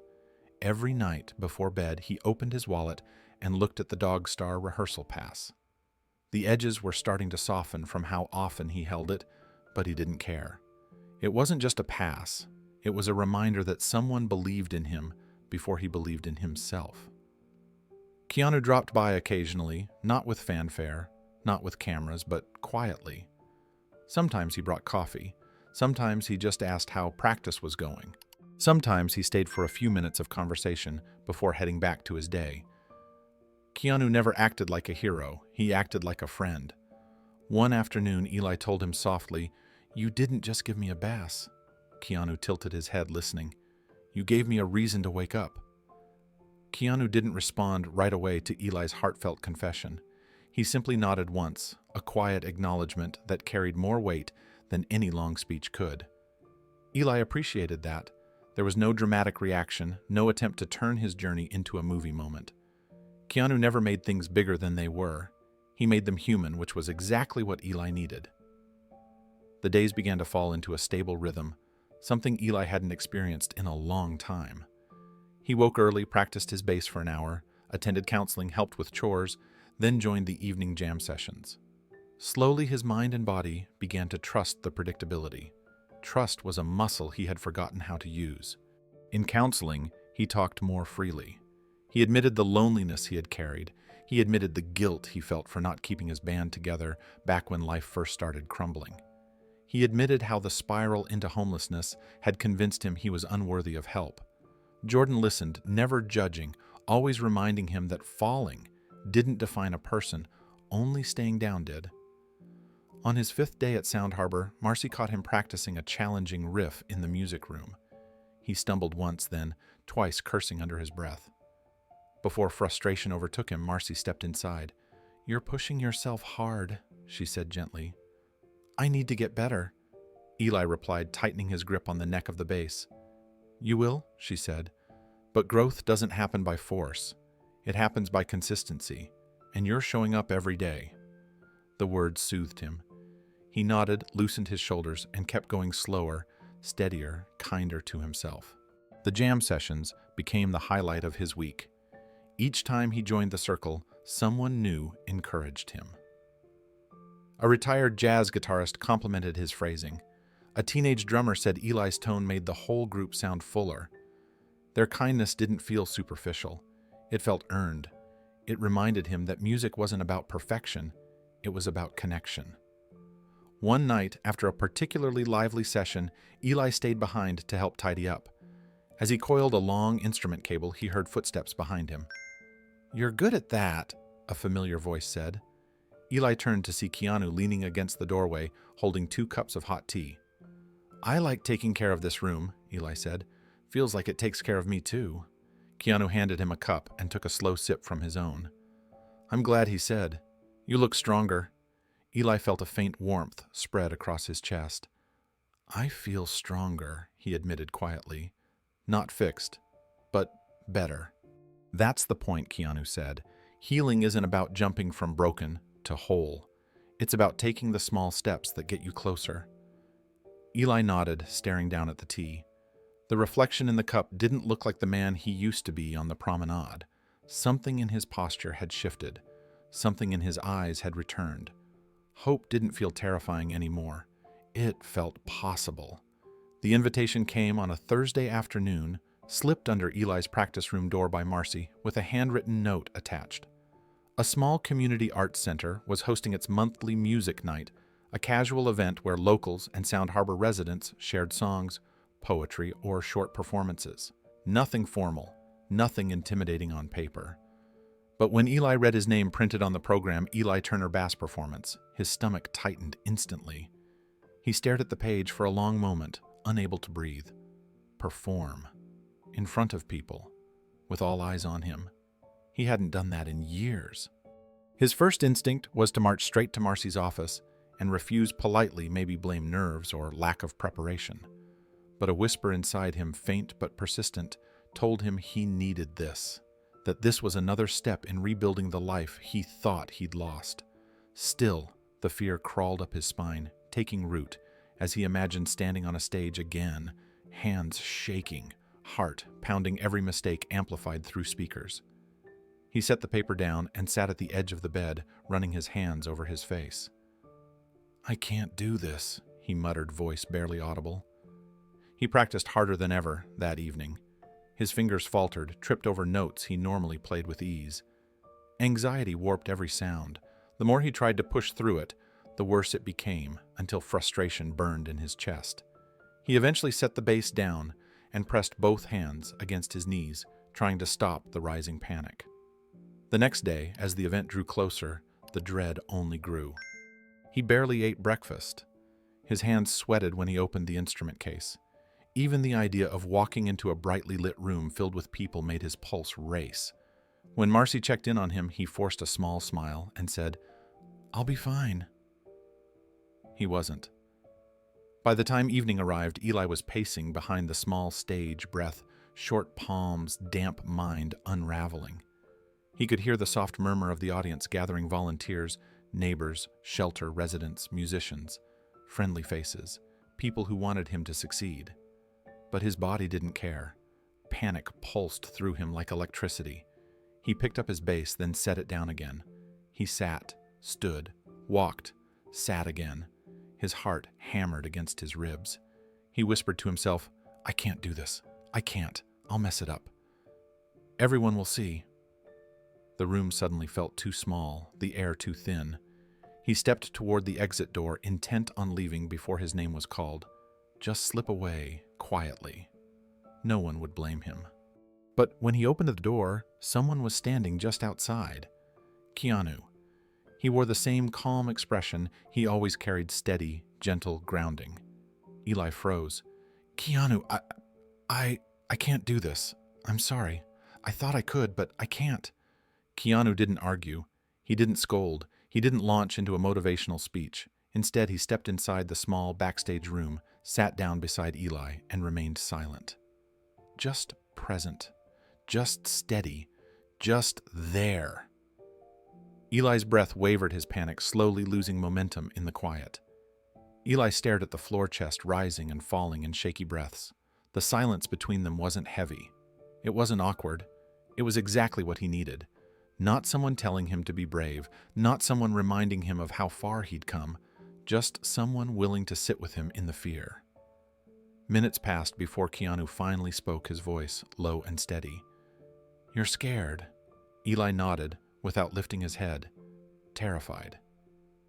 "It's okay to be scared," Keanu said. "It means you're about to do something important." Eli let out a trembling breath. "What if I mess up? What if I freeze out there?" "People will be watching. They'll know." Keanu leaned back slightly, resting his elbows on his knees. "People aren't here to judge you. They're here because they love music. Same as you." Eli swallowed hard. "I'm not the guy I used to be. I'm still figuring things out." "That's why you play," Keanu replied softly. "Not because you're perfect, but because it's who you are." Eli clenched his hands, fighting another wave of panic. "I can't shake this feeling like I'm going to let everyone down." Keanu shook his head.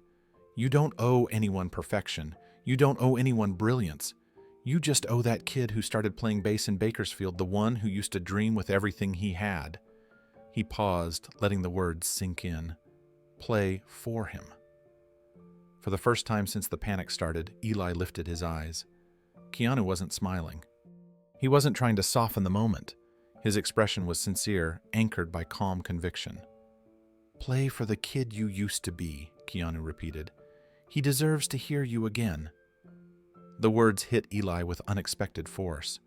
He pictured himself as a child, holding his first cheap bass, plucking out messy notes with more passion than skill. Back then, he wasn't trying to impress anyone. He wasn't afraid of failure. He was playing because music made him feel alive. Slowly, his breathing steadied. He glanced toward the stage door. The muffled sound of applause drifted through. Someone else had just finished their performance. A volunteer peeked inside and whispered, "Eli, you're up in 2." The panic didn't disappear completely, but it shifted. It became a pulse beneath his ribs rather than a weight crushing his chest. He picked up his bass, tightening the strap, with hands that still trembled, but no longer shook uncontrollably. Keanu stood with him. "You don't have to impress anyone. Just tell the truth through your music." Eli nodded, clutching the bass close. "Stay," he whispered. "I'm right here," Keanu said. They walked together to the side of the stage. The lights cast a warm glow across the wooden floor. Eli's heartbeat thudded loudly in his ears, but he didn't turn away. When the MC called his name, "Please welcome Eli Turner." He took one long inhale, then he stepped forward. The crowd was smaller than he imagined, faces kind, eyes curious, not judgmental, a quiet room waiting. His hands trembled on the first note, but the sound that followed was honest. A full year passed, though to Eli it felt like two different lifetimes separated by a single choice. The choice to believe he still had something worth rebuilding.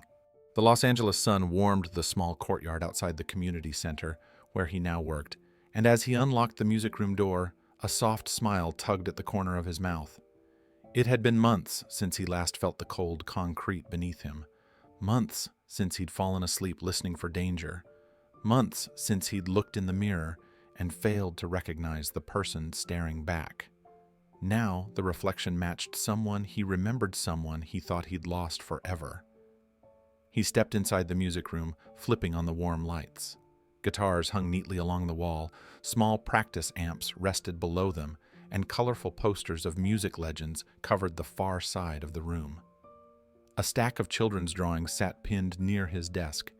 Crayon pictures of guitars, smiling stick figures, and bold letters spelling out Eli Turner Rocks. He still couldn't look at that wall without his heart tightening. The after-school program catered to disadvantaged kids, students who carried their own burdens, their own pain, their own quiet battles they didn't always know how to articulate. Teaching them felt like giving back a piece of himself. He knew what it meant to feel lost. He knew the power music had to tether a person to something good, something hopeful, something real. At 3 o'clock sharp, the door burst open, and a group of kids shuffled inside, backpacks bouncing, excited chatter filling the room. Some ran straight to the keyboards, others to the drums, or the shelves of well-worn sheet music. A few came directly to Eli, calling his name with bright enthusiasm. "Mr. Turner.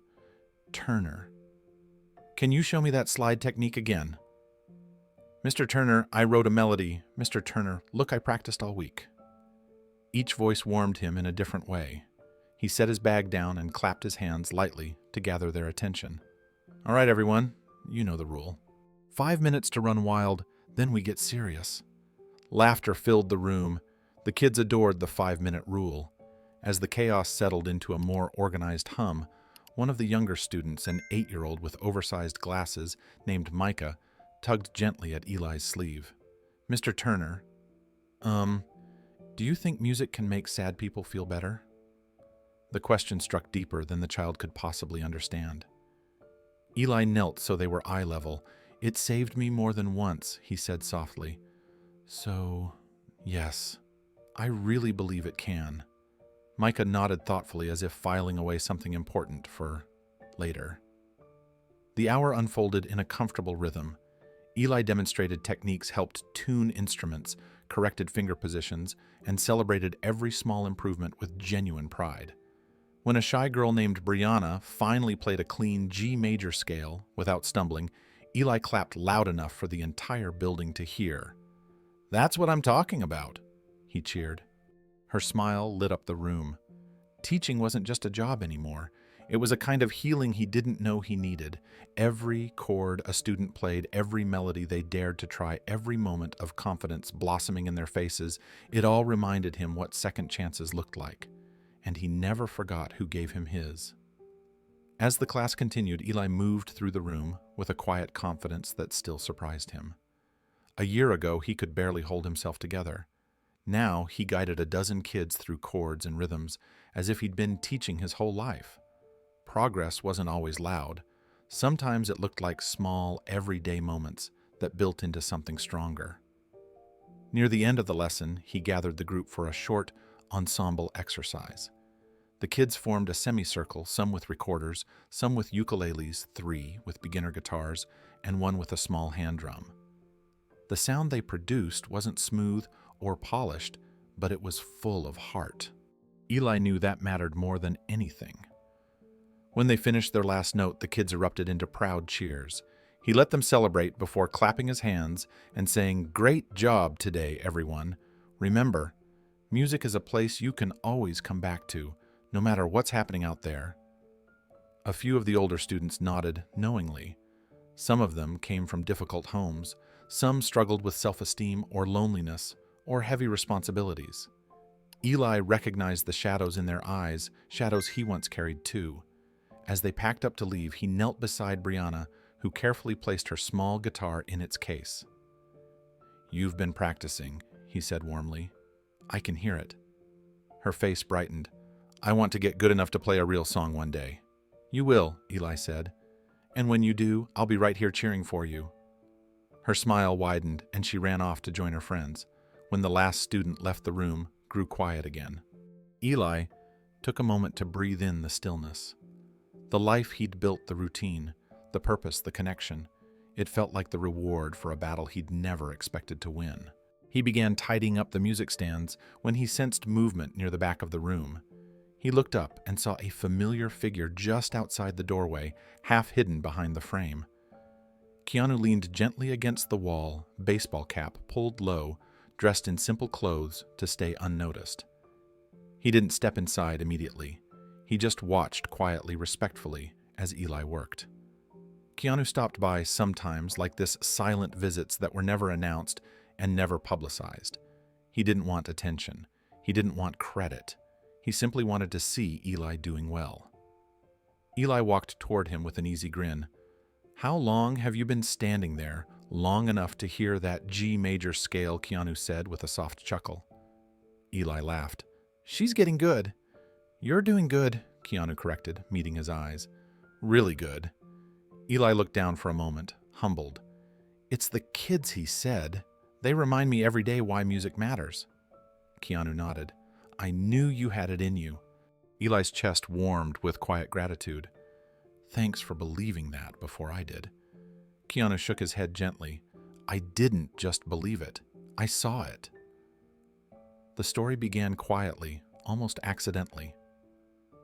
One Thursday afternoon, as Eli packed away sheet music after class, the school administrator stepped into the music room, accompanied by a woman with a camera bag over her shoulder. She had kind eyes, a warm smile, and the calm poise of someone used to listening more than she spoke. "Eli, this is Dana Harper from the Santa Monica Community Press," the administrator said. "She's doing a feature on local programs supporting youth arts. Would you mind talking with her?" Eli blinked, startled. "Oh, sure. I guess." Dana smiled. "I won't take much of your time. I just want to hear about the work you're doing here. The kids speak very highly of you." Eli rubbed the back of his neck, flustered. "They're great kids, really committed." Dana followed him to a small table near the practice amps. She pulled out a notebook, clicked her pen, and said, "So, tell me, how did you get started teaching here?" Eli paused. That question always carried a weight.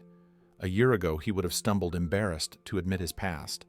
But the person he had become, the man standing in a classroom filled with children's laughter, the man holding a future instead of fear, no longer felt chained to his mistakes. Still, he answered carefully. "It's a long story," he said, "but someone gave me a chance. More than a chance, actually." Dana raised an eyebrow. "Someone?"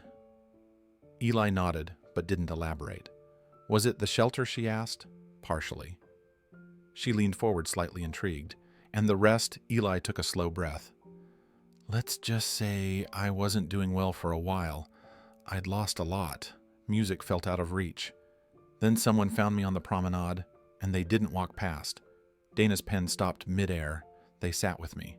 Treated me like a person. Helped me find a way back." He paused, choosing his words carefully. "I owe them more than I can explain." She didn't interrupt, sensing this was sensitive ground. Are they someone local? A friend? A mentor? Eli's eyes softened with gratitude. Someone kind. someone who didn't want anything in return. There was a glimmer of curiosity in Dana's expression, but she didn't press. "And now you teach kids who might be going through their own struggles." "That's the hope," Eli said. "Music saved me more than once. If it can save them too, even a little, then everything I went through has meaning." Dana wrote something down, nodding thoughtfully. "Would you mind if I shared a bit of your background?" "Nothing personal, just the journey, how you got from there to here." "I think people need to hear stories like this." Eli hesitated. Sharing his past meant sharing his vulnerability, but he also knew how powerful stories could be for people who felt alone. He had been one of them. "You can share it," he said quietly, "as long as you don't mention the person who helped me. They don't want attention." Dana nodded respectfully. "Of course." Before leaving, she asked for a photo of him with his students' drawings. Eli reluctantly agreed, standing in front of the colorful wall while Dana snapped a few shots. He didn't think much of it. He had no idea what would happen next. The article went live 3 days later. Eli learned about it when one of his students rushed into the music room waving a newspaper. "Mr. Turner, you're in here! You're famous!" the boy shouted with unfiltered excitement. Eli laughed nervously. "I'm definitely not famous. Let me see that." The boy handed him the folded paper, and Eli stared at the front page headline in disbelief. "A bass player saves a bass player. How one man's second chance is changing lives." His breath caught. The title alone sent a wave of emotion through him. Dana had captured the heart of his journey without sensationalizing it. The first paragraph recounted his path from struggling musician to beloved community mentor. The article never touched the darkest details of his past, but it didn't sugarcoat the truth either. It spoke honestly, respectfully, with dignity. As he read further, he realized Dana had done exactly what she promised. She never once mentioned Keanu's name. Instead, she described the mysterious person simply as a generous stranger who refused to walk past a struggling artist. Readers filled in the blanks with wild theories. Some claimed it must have been a retired musician. Others thought it was a social worker. A few joked online about it being some undercover rock star, but no one guessed the truth. And that was how Eli wanted it. By lunchtime, the article had spread through social media. Local radio stations shared the story. Teachers stopped by to congratulate him. Parents sent emails thanking him for inspiring their kids. Several musicians from the community passed through the center that afternoon just to shake his hand. Eli felt overwhelmed, dizzy even by the sudden wave of kindness. This wasn't the kind of attention he feared. This wasn't judgment or pity.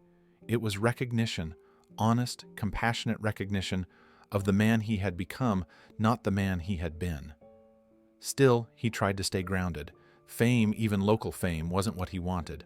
What mattered were the kids in his classroom, the music they created together, and the sense of purpose that kept him steady. That evening, after the students left and the hallways grew quiet, Eli sat alone in the music room with the article open beside him on the desk. He traced the headline with his fingertips, marveling at how life could twist in ways he never imagined. His phone buzzed, a text message. When he saw the sender, his chest tightened. Keanu. The message was simple. Saw the article. Proud of you. Eli exhaled slowly, holding the phone to his chest for a moment.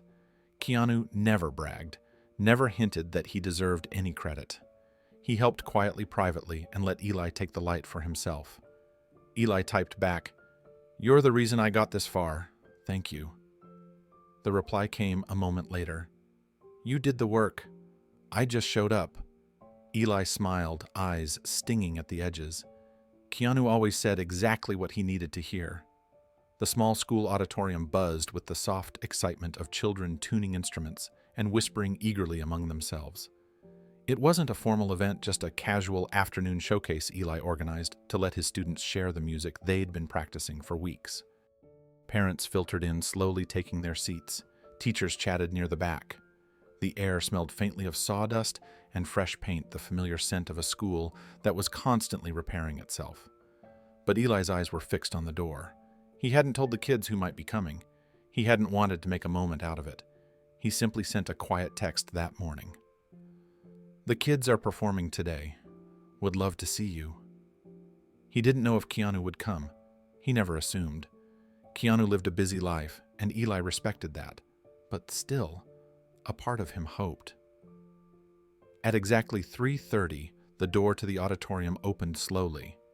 Keanu stepped inside wearing a simple jacket, a worn baseball cap, and the soft expression he always carried when he tried not to attract attention. He scanned the room once before spotting Eli near the small stage. Eli's smile was instant. Keanu lifted his hand in a subtle greeting and walked toward him. "Hey," he said quietly. "You made it," Eli replied, warmth in his voice. "Wouldn't miss it." Before they could say more, a group of excited students spotted them. "Mr. Turner," Micah shouted. "Is that Eli?" Quickly stepped forward, trying to soften the moment. "This is a friend," he said gently. "Someone who believes in what we're doing here." Keanu smiled at the kids, but kept his posture modest, not shifting any attention toward himself. Still, children being children, their excitement bubbled over. "Are you a musician?" Brianna asked shyly. "I try to be," Keanu said with a soft chuckle. "Well, we're musicians too," she said proudly. Keanu nodded, eyes warm. "I can tell." The students gathered around him eagerly, pulling him toward their instruments. "Listen to this scale." "Look at my new chord. I learned pizzicato." They showcased everything without hesitation, their joy contagious. Eli watched from a few steps back, the moment hitting him harder than he expected. A year ago, he was sleeping beneath an awning, clutching a broken bass to keep dreams from slipping away. Now he was watching his students proudly demonstrate their growth to the very man who had helped him rebuild his life. After a few minutes, Eli gently clapped his hands. "All right, everyone, go get ready. We're starting in 5. The kids scattered, leaving Eli and Keanu standing side by side near the stage. "They love you," Keanu said softly. "They love the music," Eli corrected, though his eyes shone with gratitude. "I'm just the guy who opens the door for them." Keanu looked around the small auditorium, then back at him. "You built this. Don't downplay it." Eli didn't argue. He only breathed deeply, letting the truth settle into his chest. There was one more thing he needed to do. "Wait here," he said gently. "I have something for you." He walked toward a small table backstage, hands slightly unsteady, not from fear but from emotion. It was time to give something back. Eli returned holding a carefully wrapped frame, modest in size, but clearly meaningful. His fingers rested on the edges with a reverence usually reserved for fragile memories. When he reached Keanu again, he paused for a heartbeat, gathering himself. "I've been wanting to give you this for a long time," Eli said softly. Keanu tilted his head slightly. "You didn't have to get me anything." "I know," Eli replied, "but I needed to." He handed the frame over. Keanu accepted it gently, his eyes lowering to the photograph behind the glass. For a moment he said nothing. The picture showed 2 bass guitars side by side on a weathered wooden table. The old cracked bass, its body dented, paint-chipped strings uneven, sat on the left. On the right was the new one Keanu had given him, polished and perfect, its strings gleaming. 2 instruments, 2 eras of the same life. Eli swallowed hard as Keanu traced the edge of the photo with his thumb. "I kept the old one," Eli explained, "not because I needed it, but because it reminds me of where I was. And the new one," he paused, breath tightening with emotion, "it reminds me of where I'm going." Keanu looked up slowly, eyes softer than Eli had ever seen. "One was my past, the other is my future." Eli continued, voice low and sincere. "And you gave me both back." The auditorium buzz faded for a moment. All Eli heard was the soft thud of his heartbeat and the distant rustle of the kids tuning up for their performance. Keanu exhaled gently, moved by the gift in a way he didn't try to hide. "Eli, thank you," he said. "This means more than you know." "It should," Eli replied with a small, warm smile. "I wouldn't have either of those instruments in my life if you hadn't stopped that day." Keanu shook his head lightly. "You would have found your way eventually." Eli let out a soft laugh. "No, I don't think I would have. Not without someone seeing me when I didn't see myself." For a moment, the space between them held a quiet, emotional weight. A recognition, a mutual understanding deeper than words. Keanu set the frame down gently on a nearby chair. He turned fully to Eli, his voice low and steady. "You did the work, Eli. Every step of it. I just believed in you." Eli felt his eyes grow warm, tears threatening to fall. "That belief saved me." Before either could say more, the group of children returned, lining up near the stage and whispering excitedly to one another. The showcase was moments from beginning. Parents were settling into their seats, the lights dimming slightly as the coordinator prepared to start the program. Eli took a deep breath, glancing toward his students, then back at Keanu. "Stay," after he asked quietly. "Of course," Keanu said. With that, Eli stepped toward the stage to help the kids prepare. But the emotional moment wasn't over. Not yet. The auditorium quieted as Eli stepped toward the front of the small stage, leaving his students in a loose semicircle behind him. The showcase had just ended, an hour filled with beginner melodies, offbeat rhythms, shy smiles turning confident, and applause that echoed with genuine pride. Parents dabbed their eyes. Teachers clapped until their hands grew warm. Even Keanu, quietly seated in the back row, had leaned forward the entire time, watching every child with the same respect he'd shown Eli the day they first met.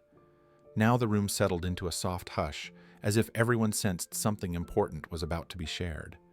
Eli looked at the audience for a moment, then at the faces of his students, wide-eyed, eager, buzzing with the joy of their first performance. He rested one hand on the edge of the stage, grounding himself. "You all played beautifully today," he said, "not because every note was perfect, but because every note came from you." The children smiled, some shyly, some proudly. Eli continued, "Music isn't about perfection. If it were, none of us would ever start. Music is about something much deeper." He took a breath, eyes softening with emotion. "Music is hope." A few parents nodded, sensing the weight of his words. "It's the sound you make when you're trying to remember who you are," he said. "It's what pulls you forward on the days when everything feels heavy. It gives you a place to land when the world feels too big." He glanced toward the back of the room, where Keanu watched quietly, like a shadow of support rather than a spotlight. "Music reminds you that you're not alone," Eli said, "because every note you play, no matter how small, connects you to someone else. Someone listening, someone feeling what you feel." The children leaned in. "And that's what identity is," he continued.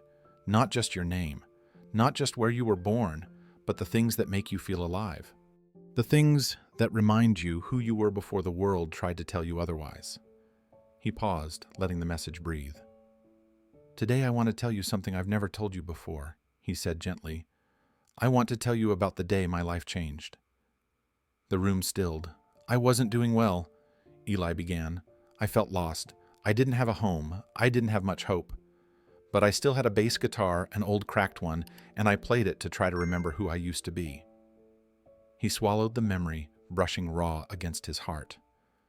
"One day, on a sidewalk in Santa Monica, I was playing a song from my past. People were walking by, not really noticing. I felt invisible." The kids listened in complete silence. And then, Eli said softly, "A stranger sat down beside me. Not because he wanted anything, not because he needed to be seen, but because he heard something in the music and decided not to walk past." His voice thickened slightly. "That stranger didn't judge me. He didn't talk down to me. He didn't see a homeless man. He saw a musician. He saw a person."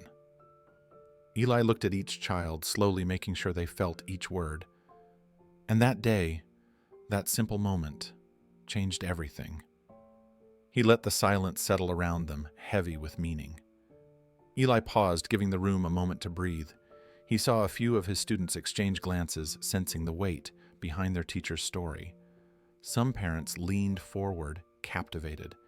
Even from the back row, Keanu remained still, listening with quiet respect. That moment on the sidewalk didn't fix everything. Eli continued, his tone gentle and honest. It didn't suddenly erase all the pain or the mistakes or the fear, but it did something even more powerful. He placed his hand over his chest. "It reminded me that I mattered." A small gasp came from one of the younger kids, but Eli kept going, voice steady. "That stranger sat with me. He played music with me. He told me I still had something worth sharing, and for the first time in a long time, I believed him. He moved slowly along the edge of the stage, pacing thoughtfully. Music saved me that day, not because of the notes I played, but because of what those notes meant. They were my story, my truth, my hope. He turned back to the kids.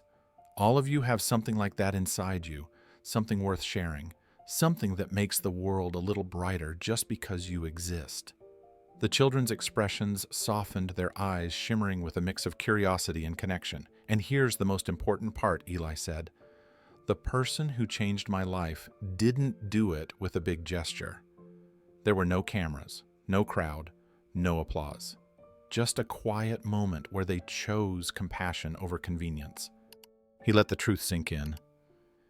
You never know whose day you'll change just by showing up, he told them. Maybe it's a friend who feels alone. Maybe it's someone who's having a rough morning. Maybe it's a person the world has forgotten to look at. A smile, a kind word, a little bit of patience. Those things matter.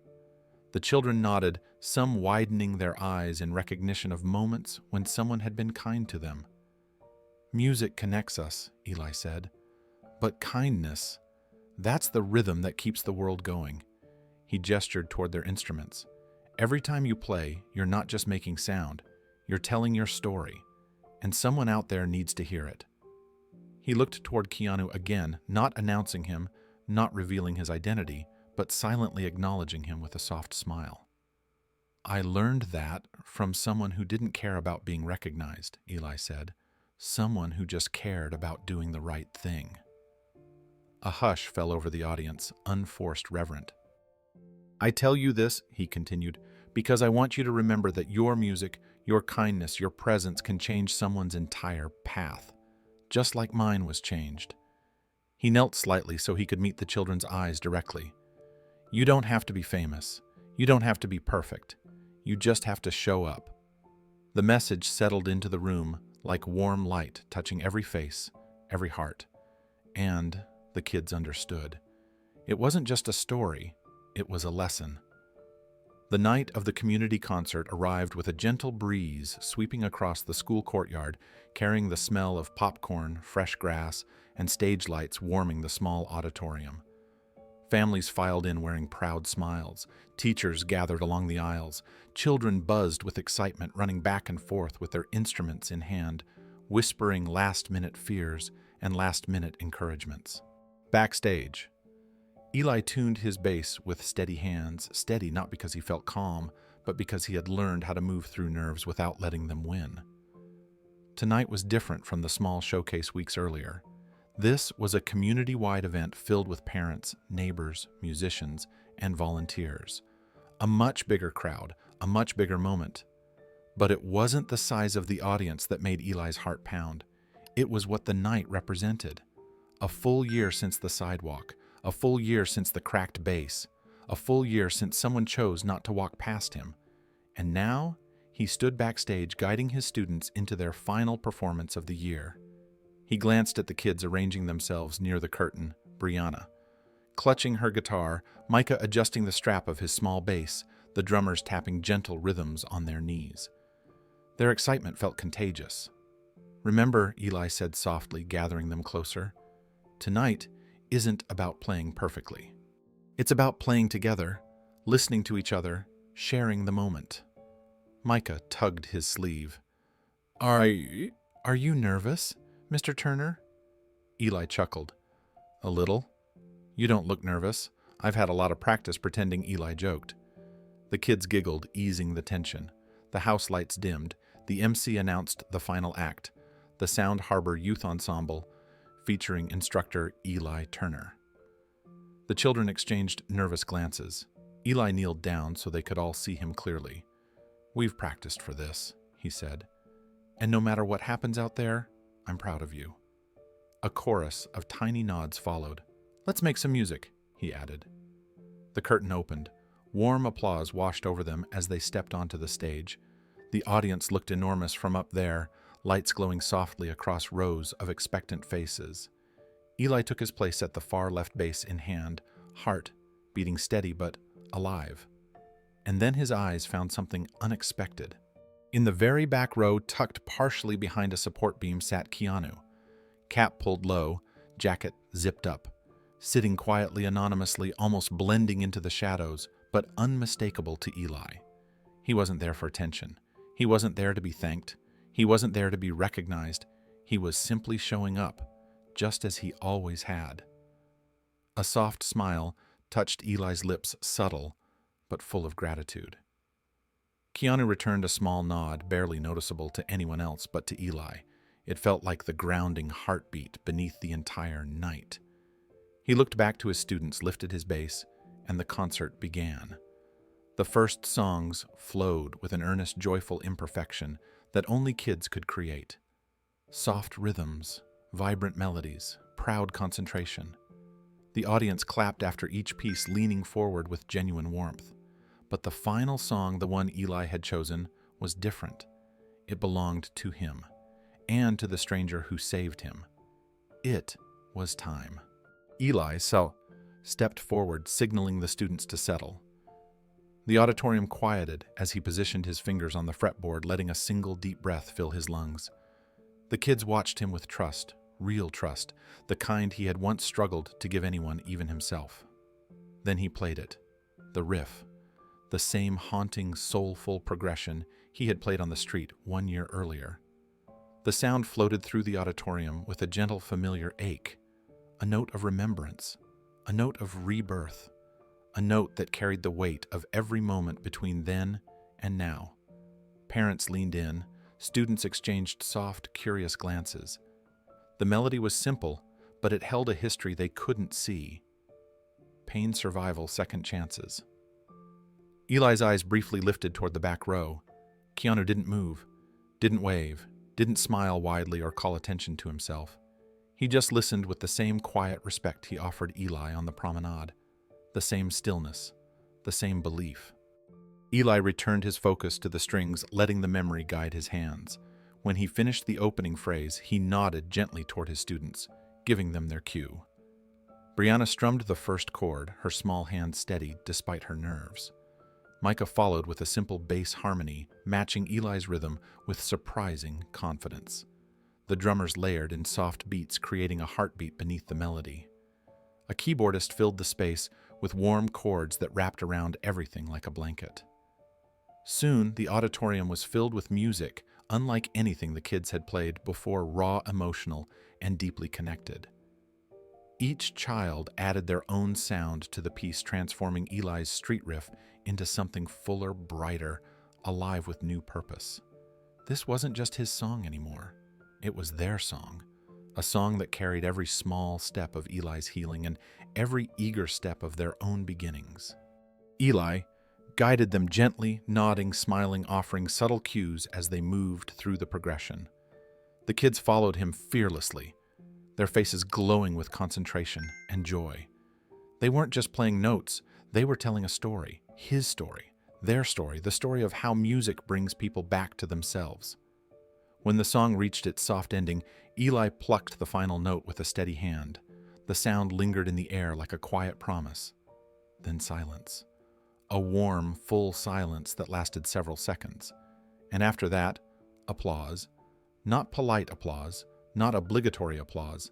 A wave of genuine, heartfelt appreciation that rose from every corner of the auditorium. Parents stood, teachers clapped with pride.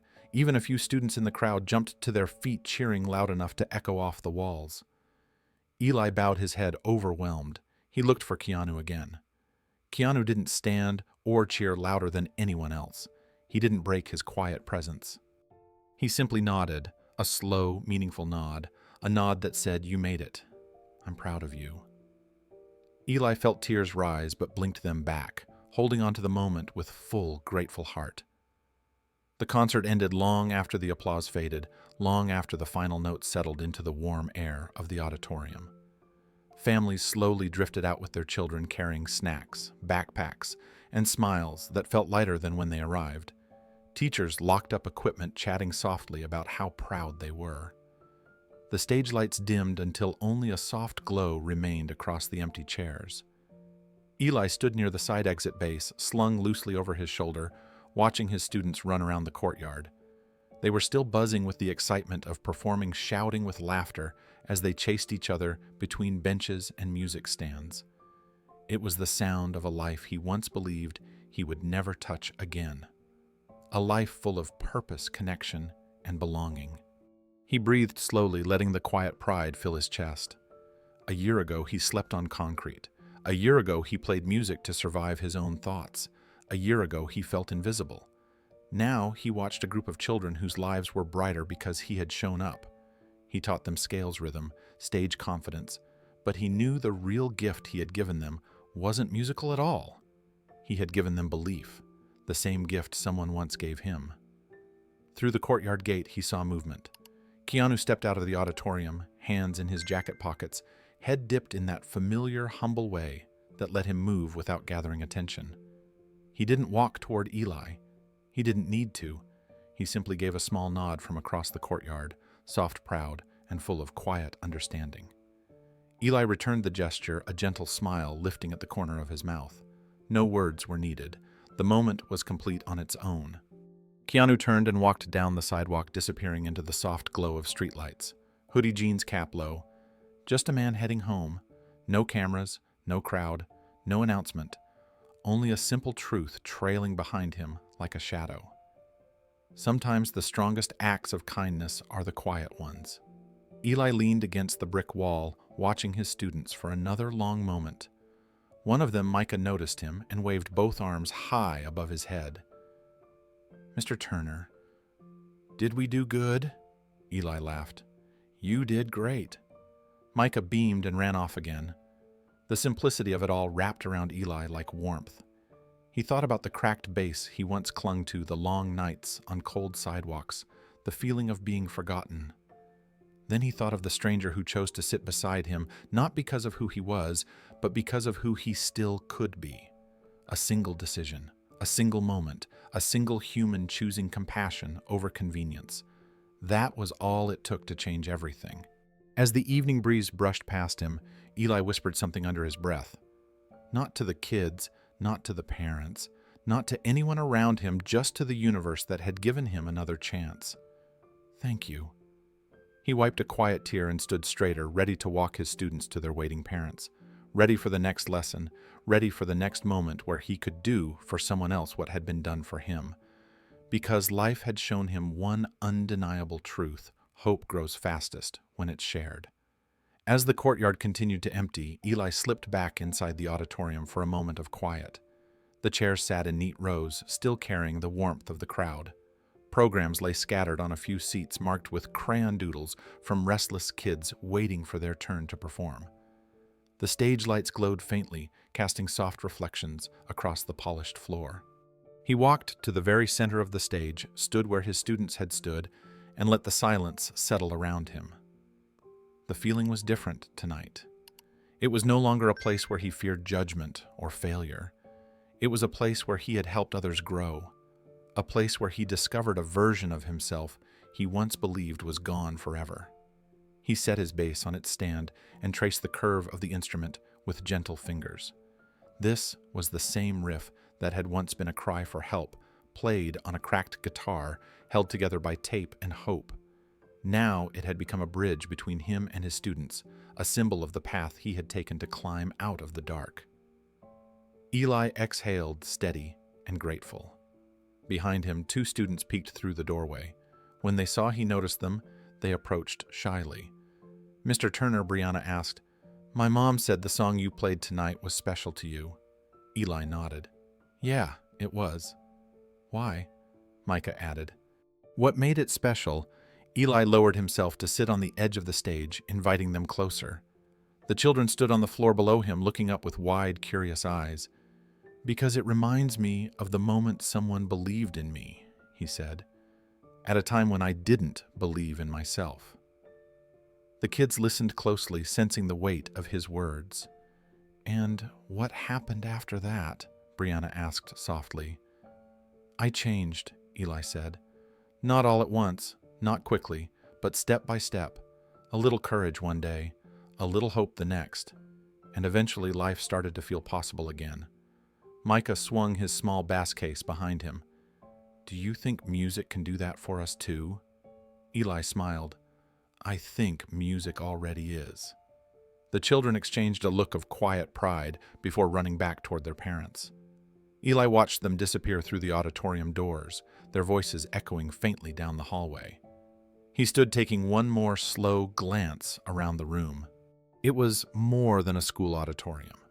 It was a reflection of everything he had rebuilt: his purpose, his identity, his dignity. Outside, the night deepened into a soft hush. Streetlights glowed against the pavement. In the distance, the sound of laughter floated across the courtyard as families walked to their cars. Eli stepped through the doorway, letting the warm air settle around him. Behind him, the stage faded into darkness. Ahead of him, the world felt open again, wide, forgiving, and full of possibility.